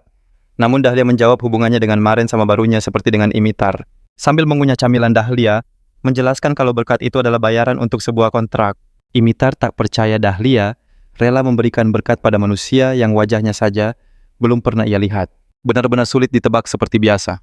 Imitar lalu penasaran kenapa Maren selalu memakai helm. Maren menjawab itu karena alasan pribadi. Melihat Imitar mendekat dengan jari-jari usilnya, Maren waspada. Benar saja Imitar mencoba membuka paksa helmnya. Untungnya Dahlia menghentikannya, menegur bahwa tidak sopan memaksa orang lain membuka rahasianya. Namun Dahlia juga menasihati Maren yang dianggapnya terlalu tertutup. Ia berkata Maren harus mencoba lebih terbuka, karena rasa penasaran itu adalah tanda seseorang ingin berteman. Maren terdiam merenungkan nasihat itu. Tiba-tiba sebuah serangan mendadak menghantamnya dari samping. Mereka berbalik dan melihat bunglon mengerikan dengan ekor kristal. Tanpa ragu mereka langsung menghabisinya. Tepat setelah pertarungan singkat itu, mereka memeriksa kondisi Maren. Melihat ada cairan mengalir dari celah helmnya, mereka khawatir dan ingin melihat wajahnya. Mereka menduga serpihan kristal mengenai matanya. Namun Maren mengecek penglihatannya dan ternyata masih berfungsi sempurna. Gadis itu pun menyimpulkan kalau ini hanya goresan kecil. Maren meyakinkan mereka kalau ia baik-baik saja. Tapi teman-temannya tidak percaya dan mendesaknya membuka helm agar lukanya bisa diperiksa. Mereka cemas matanya mungkin terluka. Imitar bahkan menyarankan untuk segera ke kuil demi mengobatinya. Namun saat tangan Imitar mendekat, sebuah kenangan pahit terlintas. Ingatan saat orang-orang memanggilnya monster dan menolak bantuannya. Sontak Maren berteriak agar Imitar tak menyentuhnya. Reaksi itu membuat mereka kaget, bertanya apa ia begitu tak ingin memperlihatkan wajahnya. Tapi Maren hanya menutupi wajahnya bergumam lirih agar mereka tidak melihat. Dahlia yang khawatir mencoba membujuknya dengan lembut agar lukanya bisa diperiksa. Namun Maren tetap bersikeras kalau ini hanya goresan dan ia baik-baik saja. Melihat tatapan cemas mereka, Maren mengingatkan soal levelnya. Ia menjelaskan serpihan monster level rendah tak mungkin melukainya. Setelah itu, ia pun bangkit berdiri, mendeklarasikan dirinya baik-baik saja dan menyuruh timnya melanjutkan penaklukan. Tak punya pilihan lain, mereka setuju. Imitar merapal mantra penyembuhan, berpesan agar Maren melapor jika kondisinya memburuk. Mereka pun meminta maaf karena memaksa dan Maren juga menyesal karena sudah membentak. Beberapa jam berlalu, mereka kembali ke Hexalim untuk melaporkan keberhasilan misi. Namun sang resepsionis merasakan suasana aneh dari party chaos. Ia bertanya ada apa tapi diabaikan. Imitar justru dengan cemas memastikan lagi kondisi Maren. Setelah Maren mengiyakan, Dahlia menyarankan mereka libur sehari untuk mengawasinya. Tepat saat mereka akan kembali, seseorang menerobos masuk ke guild, mengumumkan situasi darurat. Sambil membawa laporan, ia mengabarkan penemuan dungeon baru di hutan perbatasan Adrama dan ibu kota. Dungeon itu bertipe terbuka bernama Taman Dryad. Sontak pengumuman itu mengejutkan semua orang. Saat yang lain mengira party lain akan mengambilnya, Maren justru menyarankan agar mereka ikut. Mereka kaget menanyakan kondisinya. Maren meyakinkan ia baik-baik saja dan berkata ada sesuatu yang ingin ia coba. Tak lama kemudian banyak party dari guild tiba di dungeon baru, termasuk party chaos. Di sana rumor beredar kalau party penemu pertama sampai masuk rumah sakit akibat sang bos dungeon. Sementara itu, Maren menyadari kalau Dryad adalah monster tipe tumbuhan. Pikirannya langsung melayang, apakah rasanya akan seperti sayuran atau acar. Imitar dan Dahlia bisa membaca pikirannya. Mereka cemas reputasi party mereka hancur jika Maren makan monster di depan umum. Maren bahkan berjanji pada Dahlia, si elf vegetarian, akan memasakkan sayur dari monster itu. Tentu saja Dahlia menolaknya. Di tengah rumor yang beredar, seseorang muncul dan mengonfirmasi kalau ada dua bos. Dia adalah Anchorman, pahlawan pertama. Ia meyakinkan semua orang kalau situasi akan baik-baik saja. Maren merasa gelar pahlawan itu aneh, membuat Dahlia kaget dengan betapa polosnya Maren. Dahlia pun menjelaskan kalau pahlawan adalah mereka yang menyandang gelar kandidat pemberani. Namun karena rasa hormat orang-orang, hanya memanggil mereka pahlawan tanpa embel-embel kandidat. Kehadiran pahlawan sebenarnya membuat cemas, karena itu menandakan kembalinya Sang Raja Iblis. Saat waktunya tiba, para pahlawan inilah yang akan melawan Sang Raja Iblis. Itulah alasan mengapa mereka begitu dihormati. Maren memakai skill penilaian pada Anchorman. Ia melihat statistik tinggi dan banyak gelar penakluk pertama. Maren berkata pada Dahlia, kalau ia pernah melihat pahlawan lain, dan Dahlia membenarkan kalau pahlawan memang lebih dari satu. Dahlia lanjut menjelaskan dari 5 pahlawan yang sudah ditemukan sejauh ini. Pahlawan kedua dan keempat telah gugur. Artinya hanya tersisa 3 orang. Tak lama penyerbuan dungeon pun dimulai. Rombongan party langsung disambut oleh kawanan monster tawon. Party chaos melawan mereka dengan mudah. Kehebatan mereka membuat party lain terkesan, dan Imitar pun memasang wajah sombong. Namun Dahlia mengingatkan mereka punya tugas penting melindungi pasukan utama yang sedang menyerbu para Dryad. Sebuah party peringkat B berjuang sekuat tenaga, menahan satu Dryad, selagi mereka menanti Anchorman menghabisi yang lainnya. Monster itu menyerang sang pahlawan, namun ia dengan lincah menghindari sulur-sulur itu dan melancarkan tebasan beruntun yang merobek Dryad. Semua yang melihatnya memuji kehebatan Anchorman karena melawan Dryad sendirian yakin pertarungan akan segera berakhir. Namun Dryad yang tersisa tiba-tiba meratapi temannya yang gugur dan mengeluarkan pekikan pilu. Para petualang lain tak acuh yakin Anchorman akan menanganinya dengan mudah. Tapi mereka terkejut saat Dryad itu menyerang dengan sulur-sulur ganas dan memancarkan aura yang begitu kuat. Saat itulah Maren sadar ini adalah dungeon di mana kedua bos harus dikalahkan secara bersamaan. Maren menggunakan skill penilaian dan memastikan Dryad yang mengamuk itu telah naik level. Ia segera memperingatkan Dahlia, sementara Anchorman memberitahu party lainnya tentang bahaya itu. Anchorman menyuruh mereka mundur mengatakan level mereka terlalu rendah untuk menghadapi bos ini. Ia berkata akan mengulur waktu demi mereka. Saat mereka kabur, beberapa orang tertangkap sulur. Mereka semua panik dan meninggalkan Anchorman sendirian. Di sisi lain, sang pahlawan dalam hati mencibir tim penakluk itu karena mengikutinya begitu saja tanpa tahu apa-apa. Tidak seperti dirinya yang sudah mendapat info dari guild pencuri, dia sengaja memberi info tak lengkap untuk membuat kekacauan agar bisa mengalahkan bos sendirian dan meraih gelar baru. Tepat saat ia bersiap melawan Dryad itu, sebuah notifikasi muncul. Ia tak bisa memakai skill atau teknik senjata selama 10 menit karena terkena kutukan monster itu. Seketika monster itu melilitnya dengan sulur mengangkat Anchorman tinggi-tinggi, lalu membantingnya ke tanah. Sang pahlawan mencoba memotong sulur di kakinya, tapi Dryad itu terus menghantamnya tanpa henti, hingga ia nyaris kehilangan kesadaran. Melihat itu, tim penakluk langsung kabur menyadari bahwa misi mereka telah gagal total. Sementara itu, Maren tahu jika mereka diam saja akan lebih banyak yang menjadi korban. Maka ia berlari lurus ke arah monster, sambil mengaktifkan skill ilmu pedang bela dirinya. Tapi ia bimbang seberapa besar kekuatan yang harus dipakai, lalu memutuskan untuk menggunakan kekuatan sedang. Tepat saat monster itu akan menyerang seseorang, Maren mendorong orang itu ke samping lalu melepaskan tebasan dahsyat yang tak hanya membelah Dryad, tapi juga pepohonan di sekitarnya. Orang yang diselamatkannya terpana melihat Maren menumbangkan monster level 70 dalam satu serangan. Tak hanya para penonton, Maren sendiri terkejut karena ia hanya berniat menggunakan kekuatan sedang. Beberapa saat kemudian, ia dianugerahi gelar penakluk Taman Riyadh. Maren bingung harus bereaksi bagaimana ini adalah gelar penyelesaian pertamanya. Berbeda dengan sang pahlawan, rekan-rekan Maren berlari menghampirinya dan memuji gerakannya yang spektakuler. Ia dengan rendah hati berkata, tak sengaja melakukannya, lalu pria yang ia selamatkan datang berterima kasih. Pria itu takjub pada kekuatan Maren yang jauh melampaui peringkat partinya. Yang lain ikut memuji party itu karena telah membuat penaklukan jadi lebih mudah, terutama Maren yang berhasil mengalahkan Dryad. Padahal Anchorman saja tidak sanggup. Namun mereka lalu berbisik soal gelar pembunuh kerabat milik Maren dan merasa tak aman berada di dekatnya. Dahlia dan Imitar muak melihatnya mereka menegur orang-orang itu sebelum menyuruh mereka pergi. Di tempat lain, party Anchorman memeriksa keadaannya. Sang pahlawan tampak kesal, penasaran bagaimana Maren bisa menang dengan begitu mudah. Anchorman sadar, ia bahkan tak bisa melihat level Maren dengan penilaian. Ia sangat kesal padanya. Seorang petualang peringkat C telah merebut gelar penyelesaian pertama dungeon miliknya. Ia bersumpah tidak akan pernah melupakan kejadian ini. Kemudian di penginapan, Maren mengolah buah kastanya hasil panen dari Dryad yang ternyata berkualitas tinggi. Ia mengupas kulitnya, merebus buahnya, lalu memasukkannya ke dalam sirup gula panas dan melapisinya hingga merata. Ia menutup panci dan memasaknya sebentar. Setelah matang, Maren menamai hidangan itu sesuai dengan nama aliasnya. Ia mengamatinya sejenak sebelum mencicipinya, dan seketika terkejut oleh rasanya, ia sadar kelezatan ini tak boleh dinikmati sendirian. Maka malam itu, ia memanggil Dahlia ke kamarnya dan menawarkan kastanya karena tahu Dahlia seorang vegetarian. Namun Dahlia merasa frustrasi karena Maren seolah tak mengerti alasan di balik penolakannya yang terus-menerus. Diliputi rasa penasaran, ia pun bertanya tentang Imitar. Maren menjelaskan tak bisa memberikannya pada Imitar karena pria itu tak suka makanan manis.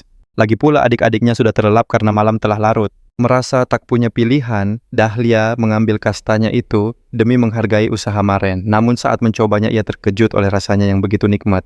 Maren lantas bertanya bagaimana rasanya, tapi Dahlia memalingkan wajah enggan mengakui kelezatannya. Dalam hati Dahlia sadar, makanan itu menangkap cita rasa musim gugur, dan Maren menamainya persis seperti namanya. Dahlia terkejut bertanya-tanya mengapa Maren memakai namanya untuk makanan itu, namun Maren justru berkata sebaliknya, dan menyebut Dahlia lah yang menyukai makanan manis. Dahlia tidak membantah, malah bercerita tentang mentornya yang mengajarinya mengendalikan nafsu makan. Dulu di hutannya ia tidak bisa makan banyak stroberi liar, satu-satunya hidangan manis di sana. Saat itulah Maren sadar betapa keras didikan mentor Dahlia. Dan ketika Dahlia menyebut nama Rose Maren, langsung meraih tangannya dan mendeskripsikan sosok Rose dengan sempurna. Ini membuat Dahlia terperangah bagaimana Maren bisa mengenalnya. Akan tetapi, bukannya menjawab Maren, malah meminta diantar ke hutan asal Dahlia. Keesokan harinya Maren tiba di hutan Agung Azura yang terhampar di tengah benua. Ia teringat masa lalu ketika seorang penyihir di kelompoknya memiliki sahabat elf, dan mereka pernah menjalankan misi bersama. Maren ingat bahwa elf itu begitu menonjol karena menggunakan tombak, sebuah senjata yang tak lazim bagi kaumnya. Namun tak pernah terbayangkan olehnya kalau elf itu adalah mentor Dahlia. Sambil berjalan ke perbatasan para elf Maren, terus bertanya-tanya dalam hati, akankah Rose masih mengingatnya? Setibanya di perbatasan, ia melihat Rose yang langsung menganalisis perawakannya. Ciri-cirinya cocok sekali dengan deskripsi Dahlia. Maka ia meminta Maren untuk menyebutkan namanya. Awalnya Maren memakai nama samaran, lalu menyebut dirinya Charlotte, dan menyapa lama tak jumpa. Rose tersenyum, lalu tertawa mengatakan, sudah lama tak mendengar nama itu. Kemudian ia bertanya apa kabarnya, dan sudah berapa tahun berlalu sejak pertemuan terakhir mereka. Maren merasa begitu lega dan senang karena Rose masih mengingatnya. Namun yang mengejutkan, Rose mendekat dan menodongkan tombak ke lehernya menuntut siapa dia sebenarnya, dan mengapa ia mencoba menipunya. Dia mengakui memang ada seseorang yang bernama Charlotte, tetapi itu 100 tahun yang lalu, yang berarti mustahil manusia biasa sepertinya masih hidup. Karena ragu, Rose memintanya bukti dengan menyebutkan nama panggilan yang dulu biasa ia gunakan untuk Charlotte. Maren terdiam teringat saat pertama bekerja dengan Carlos. Kala itu, Carlos yang melihat kekuatannya sangat ingin Maren bergabung dengan kelompoknya. Awalnya Maren menolak, tapi Carlos meyakinkannya melalui Rose bahwa ia akan bisa bertemu dengan ras-ras lain. Karena tertarik, Maren pun setuju. Carlos lalu memperkenalkannya pada Rose, dan mereka pun berjabat tangan. Karena namanya terasa panjang, ia memutuskan untuk memanggilnya Char. Kini Maren menyebutkan nama panggilan itu, dan Rose seketika sadar bahwa itu benar-benar Maren. Rose mengamatinya lekat-lekat, menyadari ia tak terlihat menua sedikit pun, tidak seperti manusia pada umumnya. Namun Maren menghapus keraguannya dengan mengingatkan betapa Carlos membenci kue Madeleine panggangnya dan tumpukan surat penggemar dari para tentara bayaran. Setelah yakin bahwa Maren adalah orang yang sama dalam ingatannya, Rose menerimanya dan mengajaknya ikut karena ada sesuatu yang ingin ia pastikan. Setibanya di kabin, Rose menyuguhkan teh dan meminta maaf karena tempat itu sangatlah sederhana, hanya untuknya beristirahat. Di sanalah Maren tahu bahwa Rose tinggal sendirian di gubuk itu agar lebih mudah menjaga pintu masuk hutan. Sambil mengamati Rose, Maren menyadari ia tak berubah sedikit pun setelah 100 tahun, suatu hal yang wajar bagi kaum elf. Setelah Maren menolak untuk melepas helmnya, Rose pun memintanya untuk menunjukkan tangannya. Maka ia melepaskan sarung tangannya. Rose memeriksanya dengan teliti, menyadari bahwa Maren memang tidak menua sama sekali.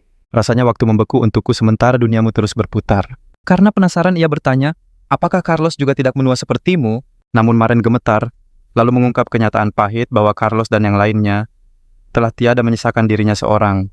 Rose mencoba mencerna semua itu, lalu mengaku kalau ia sudah menduga semua rekannya telah berpulang. Satu-satunya kabar yang ia terima hanyalah sepucuk surat dari Carlos yang datang sesekali. Namun balasan itu akhirnya berhenti datang. Ia pun menunggu mengira Carlos sibuk. 20 tahun kemudian parti mereka Romantia dikabarkan lenyap tanpa jejak. Meskipun parti bisa saja bubar, ini aneh. Romantia terlalu kuat untuk menghilang begitu saja. Rumor pun mulai beredar. Awalnya Rose menolak percaya dan memilih untuk terus menanti. Tapi waktu terus mengikis harapannya, hingga ia pasrah bahwa mereka semua telah pergi. Kini melihat Maren di depannya, rasa kagetnya melebihi rasa senang. Dengan penuh tanya, Ia ingin tahu bagaimana Maren bisa bertahan 100 tahun tanpa menua sedikit pun. Maren membawanya kembali ke masa lalu saat mereka menaklukkan Regina Aranea sang ratu laba-laba dan meraih buku skill Arachnophobia. Rose mengiyakan teringat bahwa dialah satu-satunya yang punya sihir appraisal saat itu. Maka dialah yang memeriksa kekuatan buku itu untuk Maren. Maren lalu mengungkap buku itulah sumber keabadiannya, sekaligus penyebab gugurnya rekan-rekan mereka. Maren mulai bercerita. Partinya tengah dalam misi memburu goblin di sebuah hutan terpencil. Tak disangka mereka malah berhadapan dengan monster-monster kuat yang tak seharusnya ada di sana, tapi mereka tetap solid.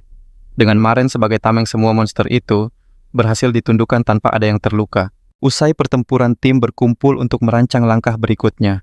Sebab goblin yang mereka hadapi sangat berbeda dari deskripsi klien mereka.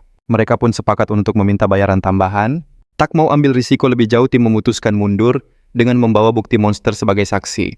Namun sebelum sempat bergerak, hawa kehadiran misterius tiba-tiba menyelimuti mereka dari belakang. Seketika mereka tahu ada bahaya yang mengancam. Mereka segera membentuk formasi menuntut makhluk itu menunjukkan wujudnya. Makhluk itu menyuarakan kekecewaan karena mereka telah menghancurkan monster hasil ciptaannya yang berharga. Lalu ia menampakkan diri membuat mereka terperangah melihat makhluk bersisik yang bukan manusia atau ras yang mereka kenal. Diliputi ketakutan, Maren mencoba memakai skill appraisalnya, namun itu adalah sebuah kesalahan fatal.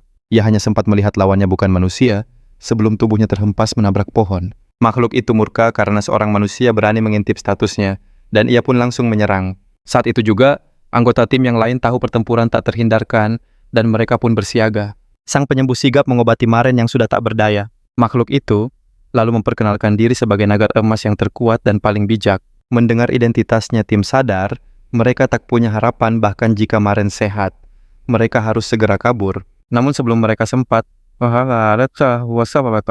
sang naga emas sudah membaca gerakan mereka dan melumpuhkan mereka satu persatu. Enggan menyerah, sang pemimpin mengulur waktu dengan bertanya keinginan si naga memberi kesempatan bagi penyembuh. Sang naga pun bercerita tentang cintanya pada Raja Iblis dan sumpahnya untuk membangkitkannya kembali. Berkat cerita panjang sang naga, sang penyembuh berhasil menyiapkan mantra. Mereka berencana kabur begitu sihir penyembuhan massal aktif, tapi sang naga tahu rencana mereka. Tepat sebelum mantra aktif, ia menyela dan menyingkirkan sang penyembuh dengan murka. Penuh amarah, sang pemimpin menyerang sekuat tenaga, namun ia pun akhirnya tumbang. Kesadarannya kini di ambang batas. Maren sadar satu-satunya cara mengulur waktu agar timnya yang terluka bisa kabur adalah dengan mantra arafobia. Tanpa ragu, ia pun segera mengaktifkan buku mantranya. Namun sedetik kemudian ia terperangkap dalam wujud mengerikan tanpa ada naga yang terlihat. Lebih parahnya lagi, ia berdiri di atas lautan manusia yang tak bernyawa termasuk sang pahlawan keempat. Ia hanya bisa terpaku di sana terkejut. Sebuah notifikasi sistem muncul memberinya gelar pembasmi kerabat. Saat itu juga ia mengerti apa yang telah terjadi. Ketika ia melepaskan kekuatan itu, ia berubah menjadi monster laba-laba perkasa dan kehilangan kendali diri, melenyapkan banyak sekali manusia, termasuk rekan-rekan yang hendak ia selamatkan. Kesadarannya baru bisa kembali setelah bersentuhan dengan batu pemurnian milik pahlawan keempat. Pada saat ia kembali tersadar, sekitar 100 tahun telah terlewat. Hati Maren hancur berkeping-keping saat ia menceritakan semuanya pada Rose. Tapi Rose meyakinkannya bahwa itu bukan salahnya, ia hanya berusaha melindungi teman-temannya. Meski begitu, ia tetap meminta maaf atas perbuatannya, terutama karena kehilangan sahabatnya. Ia lalu menjelaskan alasan mengapa tak pernah melepas helmnya. Karena selama 100 tahun terakhir, semua orang yang melihat wajahnya akan ketakutan dan menyebutnya monster. Ia mengaku bahwa ia ingat telah membatalkan jurusnya, tapi ia masih belum punya nyali untuk melihat wajahnya sendiri, apalagi menunjukkannya pada orang lain. Rose lantas bertanya apakah ia pernah menceritakannya pada rekan-rekannya yang sekarang, namun ia menjawab tidak sanggup karena takut hal itu akan menjadi akhir dari hubungan mereka. Tapi Rose bersikeras, Maren harus menunjukkan wajahnya pada mereka, bahkan sebelum ia menunjukkannya pada diri sendiri. Sebab yang ia takuti bukanlah wajahnya, melainkan bagaimana reaksi orang-orang terhadapnya. Rose berkata, ia percaya jika rekan satu timnya bisa menerimanya apa adanya, maka Maren juga akan bisa menerima penampilannya sendiri. Mendengar kata-kata itu, Maren masih ragu, tak yakin apakah ia sudah cukup mempercayai mereka. Namun Rose kembali meyakinkannya bahwa semua akan baik-baik saja. Rose bertanya mengapa ia mengganti nama dari Charlotte, dan Maren menyinggung soal kue kastanya, yang konon menjadi asal namanya. Ia kemudian menjelaskan bahwa ia mengganti nama karena takut nama aslinya muncul di poster buronan. Saat ditanya apa yang ia lakukan setelah sadar Maren bercerita, ia memutuskan jadi petualang karena kelompok tentara bayarannya sudah bubar. Ia lalu mengisahkan seluruh pengalamannya, hingga akhirnya ia bekerja sama dengan Dahlia dan Imitar.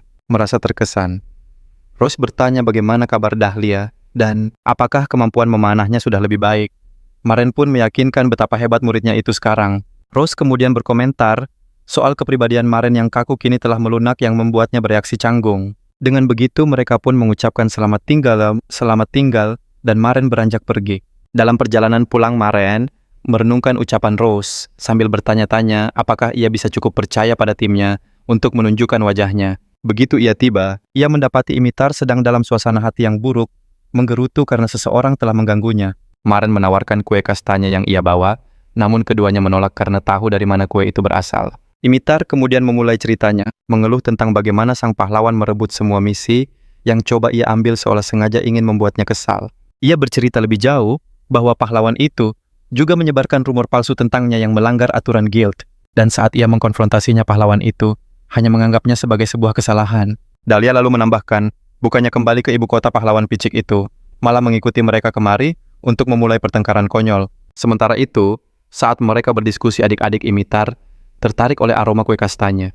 Jadi mereka diam-diam mengambil beberapa dan mulai memakannya. Saat Imitar tahu, ia mencoba menghentikan mereka, tapi mereka menolak dan mengaku belum pernah makan sesuatu selezat itu.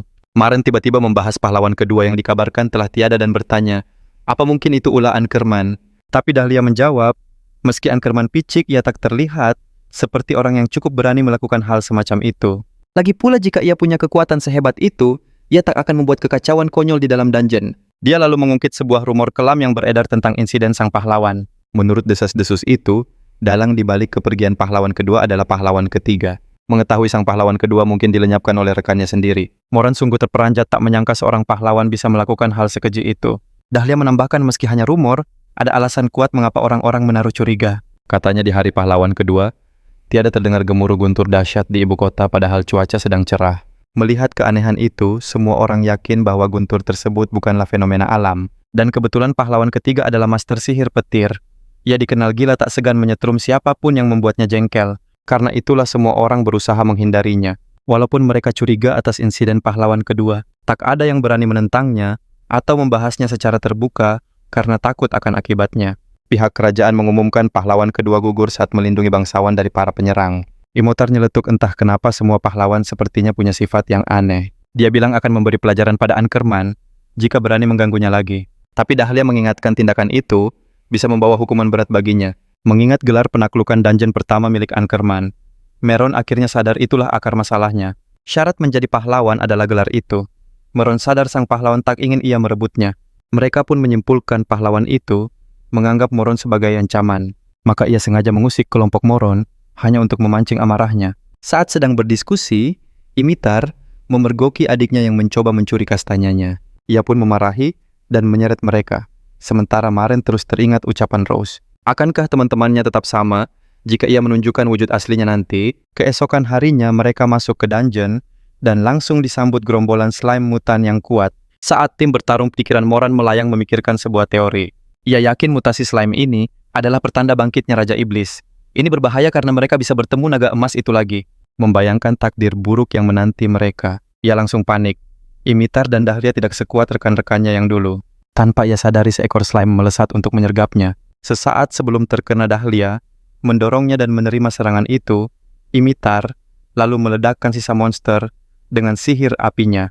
Seketika Maren tersadar dari lamunannya dan melihat akibat kelalaiannya. Ia segera memarahi Dahlia yang telah bertindak begitu nekat. Tapi Dahlia bersikap santai seolah tak terjadi apa-apa. Untunglah Imitar menyembuhkannya, namun Moron masih syok. Ia menegaskan sebagai perisai, tugasnya lah untuk menerima serangan bukan yang lain.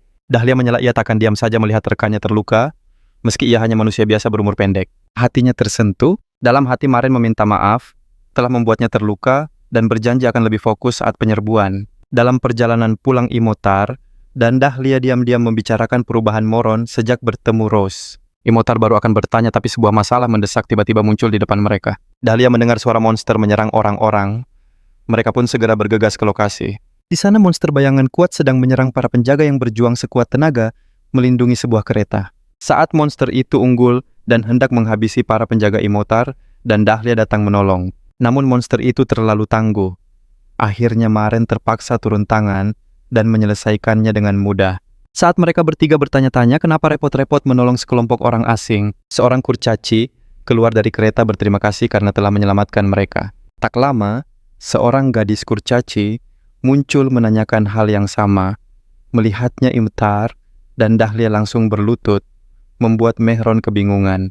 Saat ditanya siapa wanita itu, dia memperkenalkan diri sebagai Tata Caca Putri Kerajaan Kurcaci dan Oyura Noem sang Master Emas. Kembali di Hekali, Maren dan Dahlia diminta menunggu di luar sementara Imitar melapor langsung pada Gil. Sambil menunggu, Dahlia mengungkap alasan mereka bergegas, yaitu karena merasakan aura kaum Kurcaci. Maren pun sadar kebencian mereka pada manusia belum mereda. Maren menganggap Tataca seperti anak kecil yang langsung membuat Dahlia geram dan menegurnya. Dahlia menjelaskan walau penampilannya muda, dia adalah kurcaci dewasa yang sudah berkeluarga. Pengawal pribadi Tataca mengucapkan terima kasih atas pertolongan mereka. Ia berkata situasinya bisa gawat jika sesuatu menimpa sang putri. Tak lama Tata diizinkan pulang. Sebelum pergi, ia menanyakan nama Dahlia dan Maren. Ia lalu berjanji tak akan pernah melupakan nama para penyelamatnya. Sebelum berlalu, ia santai berkata sesuatu yang kecil dan merah akan cocok untuk mereka membuat keduanya bingung. Sepeninggalnya mereka masih harus menunggu lama hingga Imotar diizinkan keluar. Mereka mulai curiga ada masalah. Di tengah penantian, Maren merasa lapar, lalu mengeluarkan bekal salat dari penyimpanannya. Melihat bekal salat itu, Dahlia berkomentar ini. Pertama kalinya ia melihat Maren hanya menyantap sayuran. Maren menawarinya tapi Dahlia menolak. Namun penolakannya goyah melihat hidangan yang tertata apik. Setelah yakin itu sayuran asli dan bukan kulit monster, ia pun memutuskan untuk mencicipinya. Begitu mencicipi, ledakan rasa gembira muncul.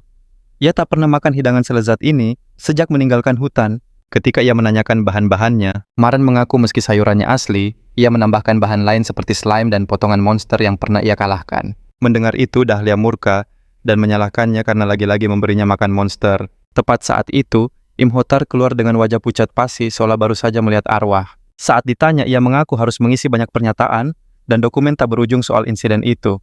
Ia juga dengan gembira mengabarkan bahwa pangkatnya telah naik ke peringkat B. Walaupun ia kini peringkat B party, mereka masih dianggap peringkat C karena 2 anggota lainnya.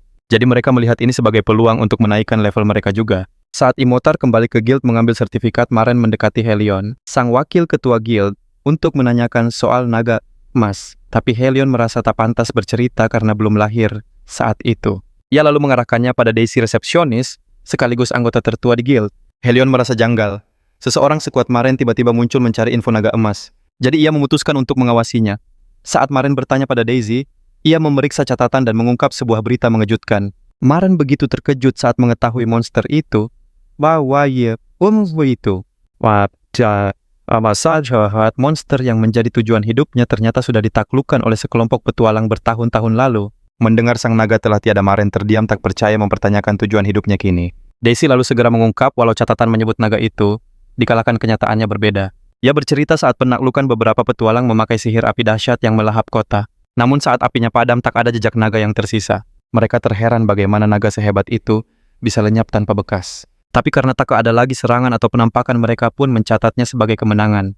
Mendengar ini, Maren berpendapat sihir manusia tak akan mampu membakar jasad naga hingga menjadi debu. Karena itu, ia menyimpulkan sang naga pastilah masih lama hidup di suatu tempat.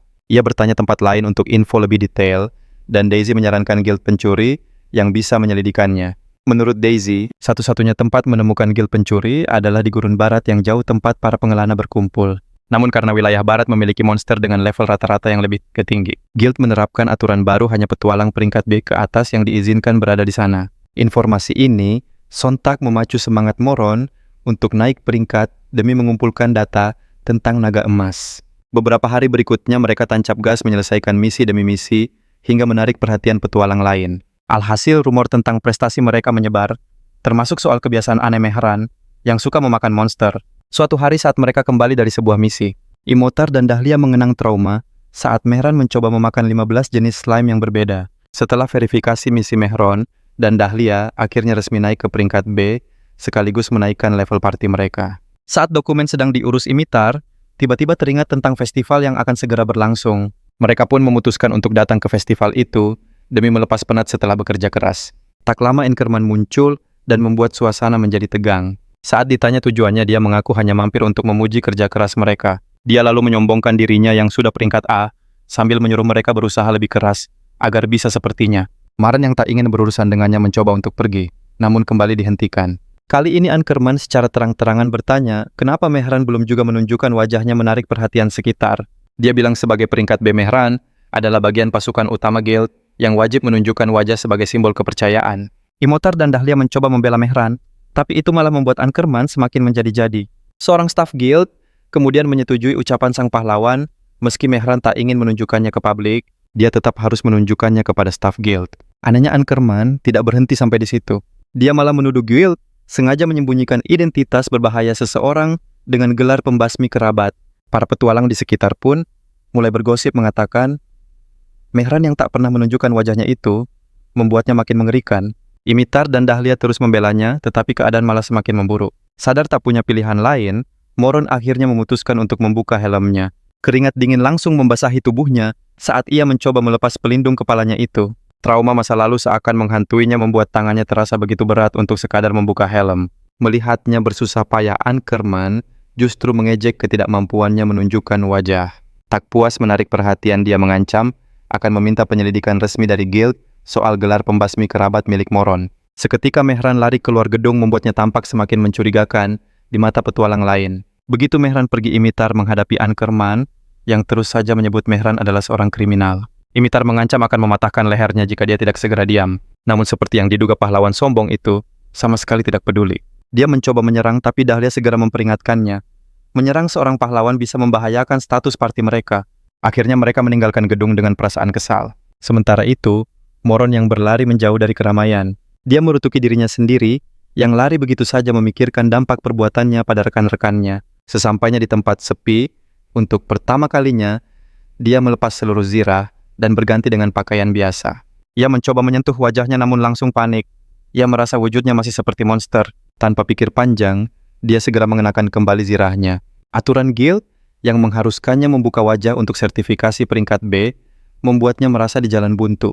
Dia tidak ingin menjadi penghambat bagi timnya, tapi dia yakin saat wajahnya terungkap, dia akan dianggap aneh dan teman-temannya akan memperlakukannya secara berbeda.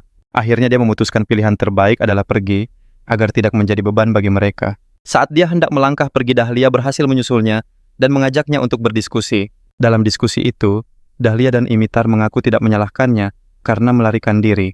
Tapi mereka juga berharap Mehran mau menghadapi masalahnya, bukan terus-menerus menghindar. Saat ditanya alasan mengapa ia selalu menutupi wajahnya, ia yakin transformasi itu telah merusak wajahnya untuk selamanya. Dalam ingatannya yang kabur, semua yang melihat wajahnya selalu lari ketakutan. Karena itu ia berencana pergi, agar tak menjadi beban bagi parti mereka. Mendengar itu, Imhotep dan Dahlia murka memarahinya karena bicara sembarangan. Meski mereka sangat benci manusia, mereka tetap mau satu parti dengannya. Tapi Meron malah berpikir mereka akan pergi hanya karena rupanya yang buruk. Keduanya meyakinkan tak peduli seperti apa rupanya, mereka tetaplah kawan. Lagi pula Meron sudah aneh karena menjadi pemakan monster. Meron meminta mereka berjanji untuk tidak panik, apapun yang mereka lihat nanti, dan keduanya pun bersumpah. Namun saat helmnya terbuka, mereka malah membeku 1000 bahasa.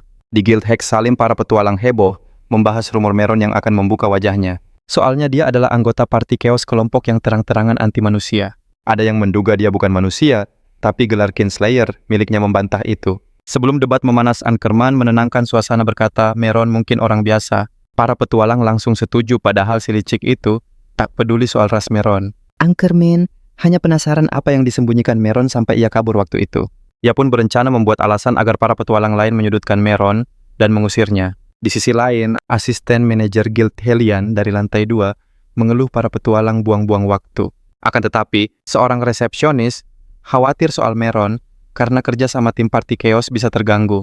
Tapi Hellion tak peduli pada pengecut yang bahkan tak berani menunjukkan wajahnya. Ia lalu menjelaskan kenapa klien lebih memilih petualang, intinya adalah kepercayaan. Ia teringat para tentara bayaran di masa lalu yang meninggalkan misi karena hal sepele dan jadi tamang sekali pakai. Petualang lebih serba, bisa jarang berbuat jahat, dan bisa mengerjakan tugas non-tempur. Stigma itu membuat banyak tentara bayaran beralih profesi, turut membesarkan Guild Hex Salim. Hellion juga tak suka pada Ankerman, tapi ia merasa situasi Meron cukup mengkhawatirkan. Tak lama parti Chaos tiba di aula Guild langsung jadi pusat perhatian. Saat staf Guild menanyai Meron, Dahlia merasakan keraguannya dan mencoba menenangkannya. Ia meminta Meron untuk percaya pada mereka dan Meron pun membulatkan tekad.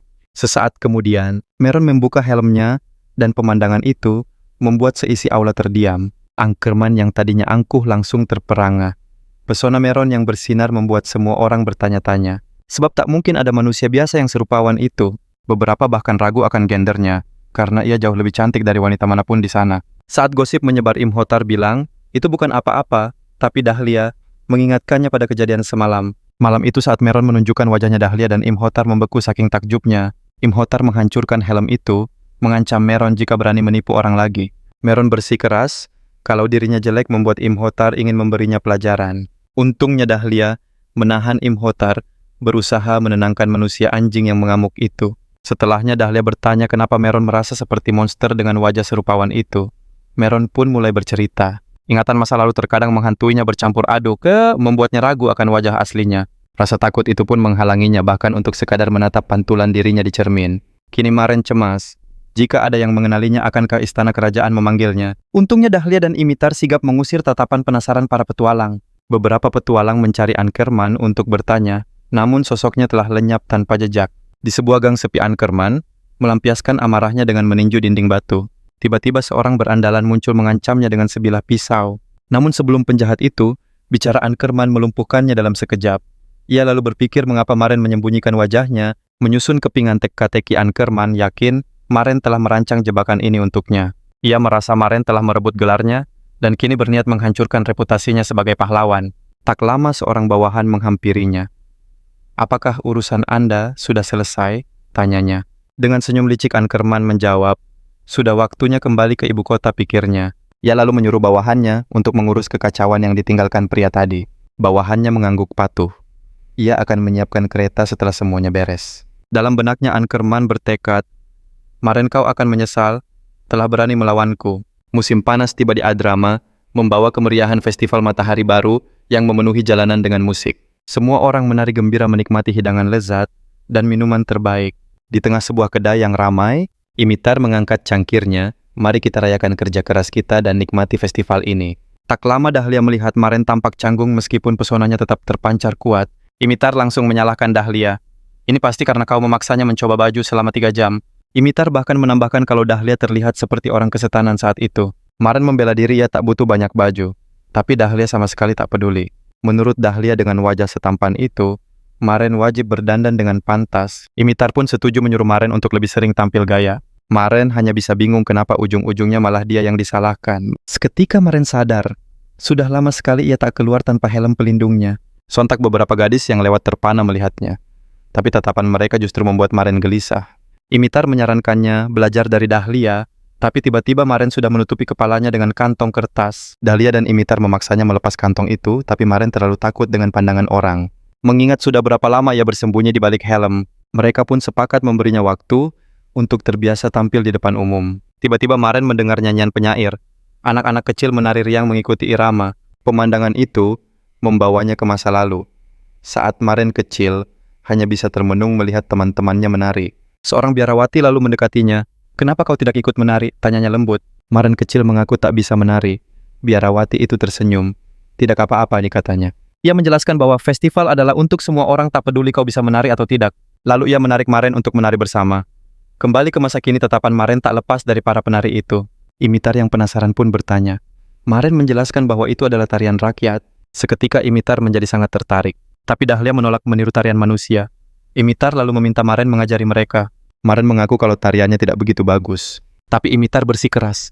Festival itu untuk bersenang-senang. Kata-kata itu terasa sangat familiar bagi Maren. Mengabaikan Dahlia Imitar, menarik mereka ke lantai dansa. Ia juga melepas kantong kertas Maren.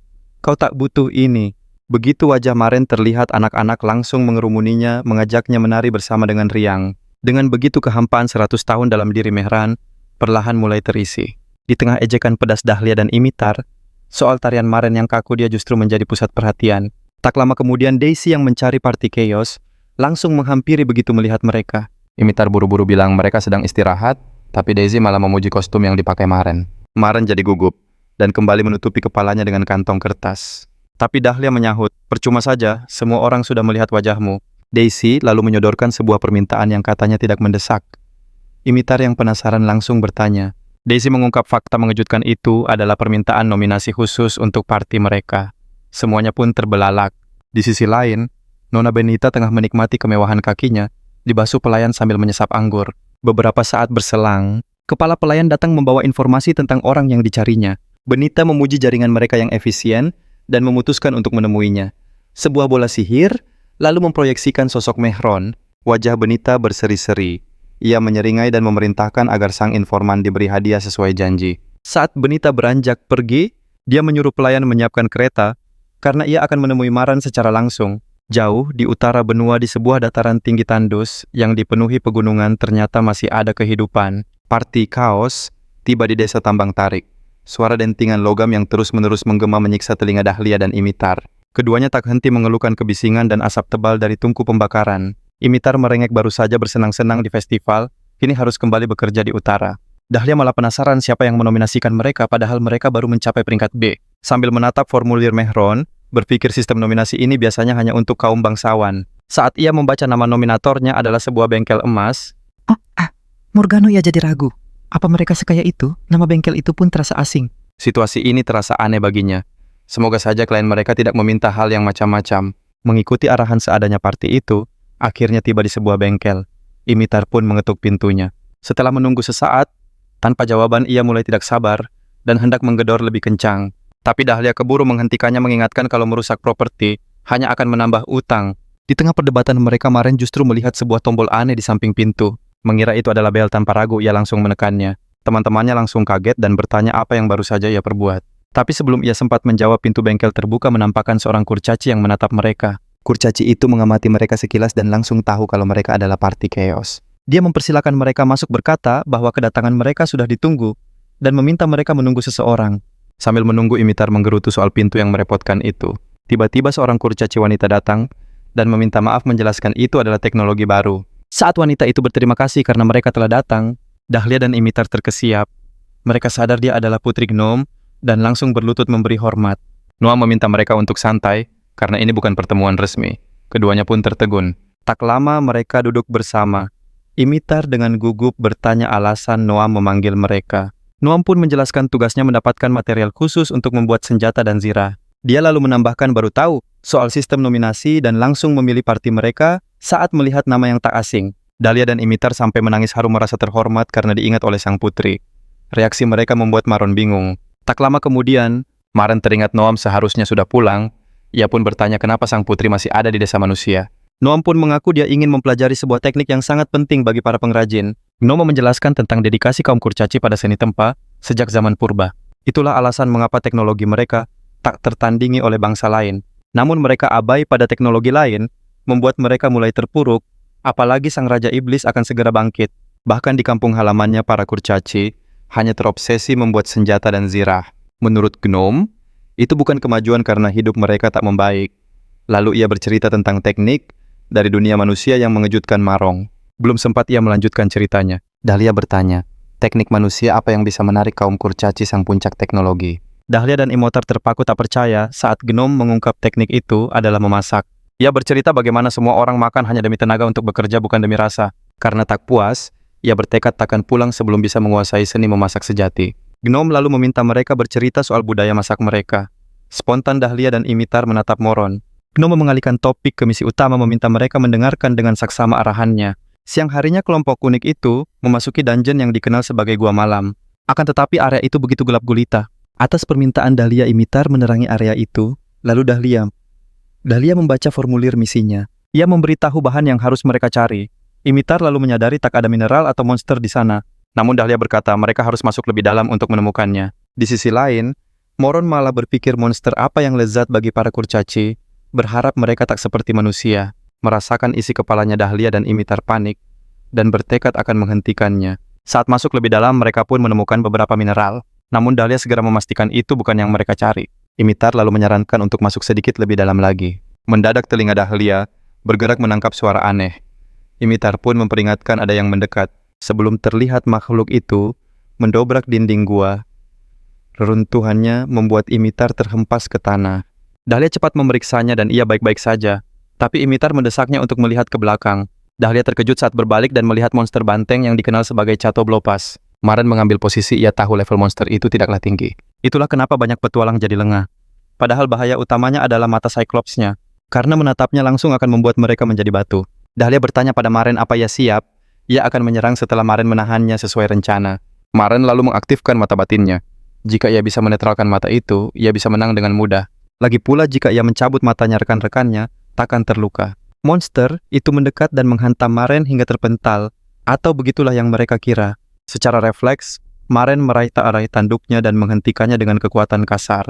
Seketika Dahlia dan Imitar bergegas untuk membantu Maren. Mereka meminta Maren menahannya sejenak, tapi Maren malah menanduk mata Cyclops-nya hingga monster itu menggeram.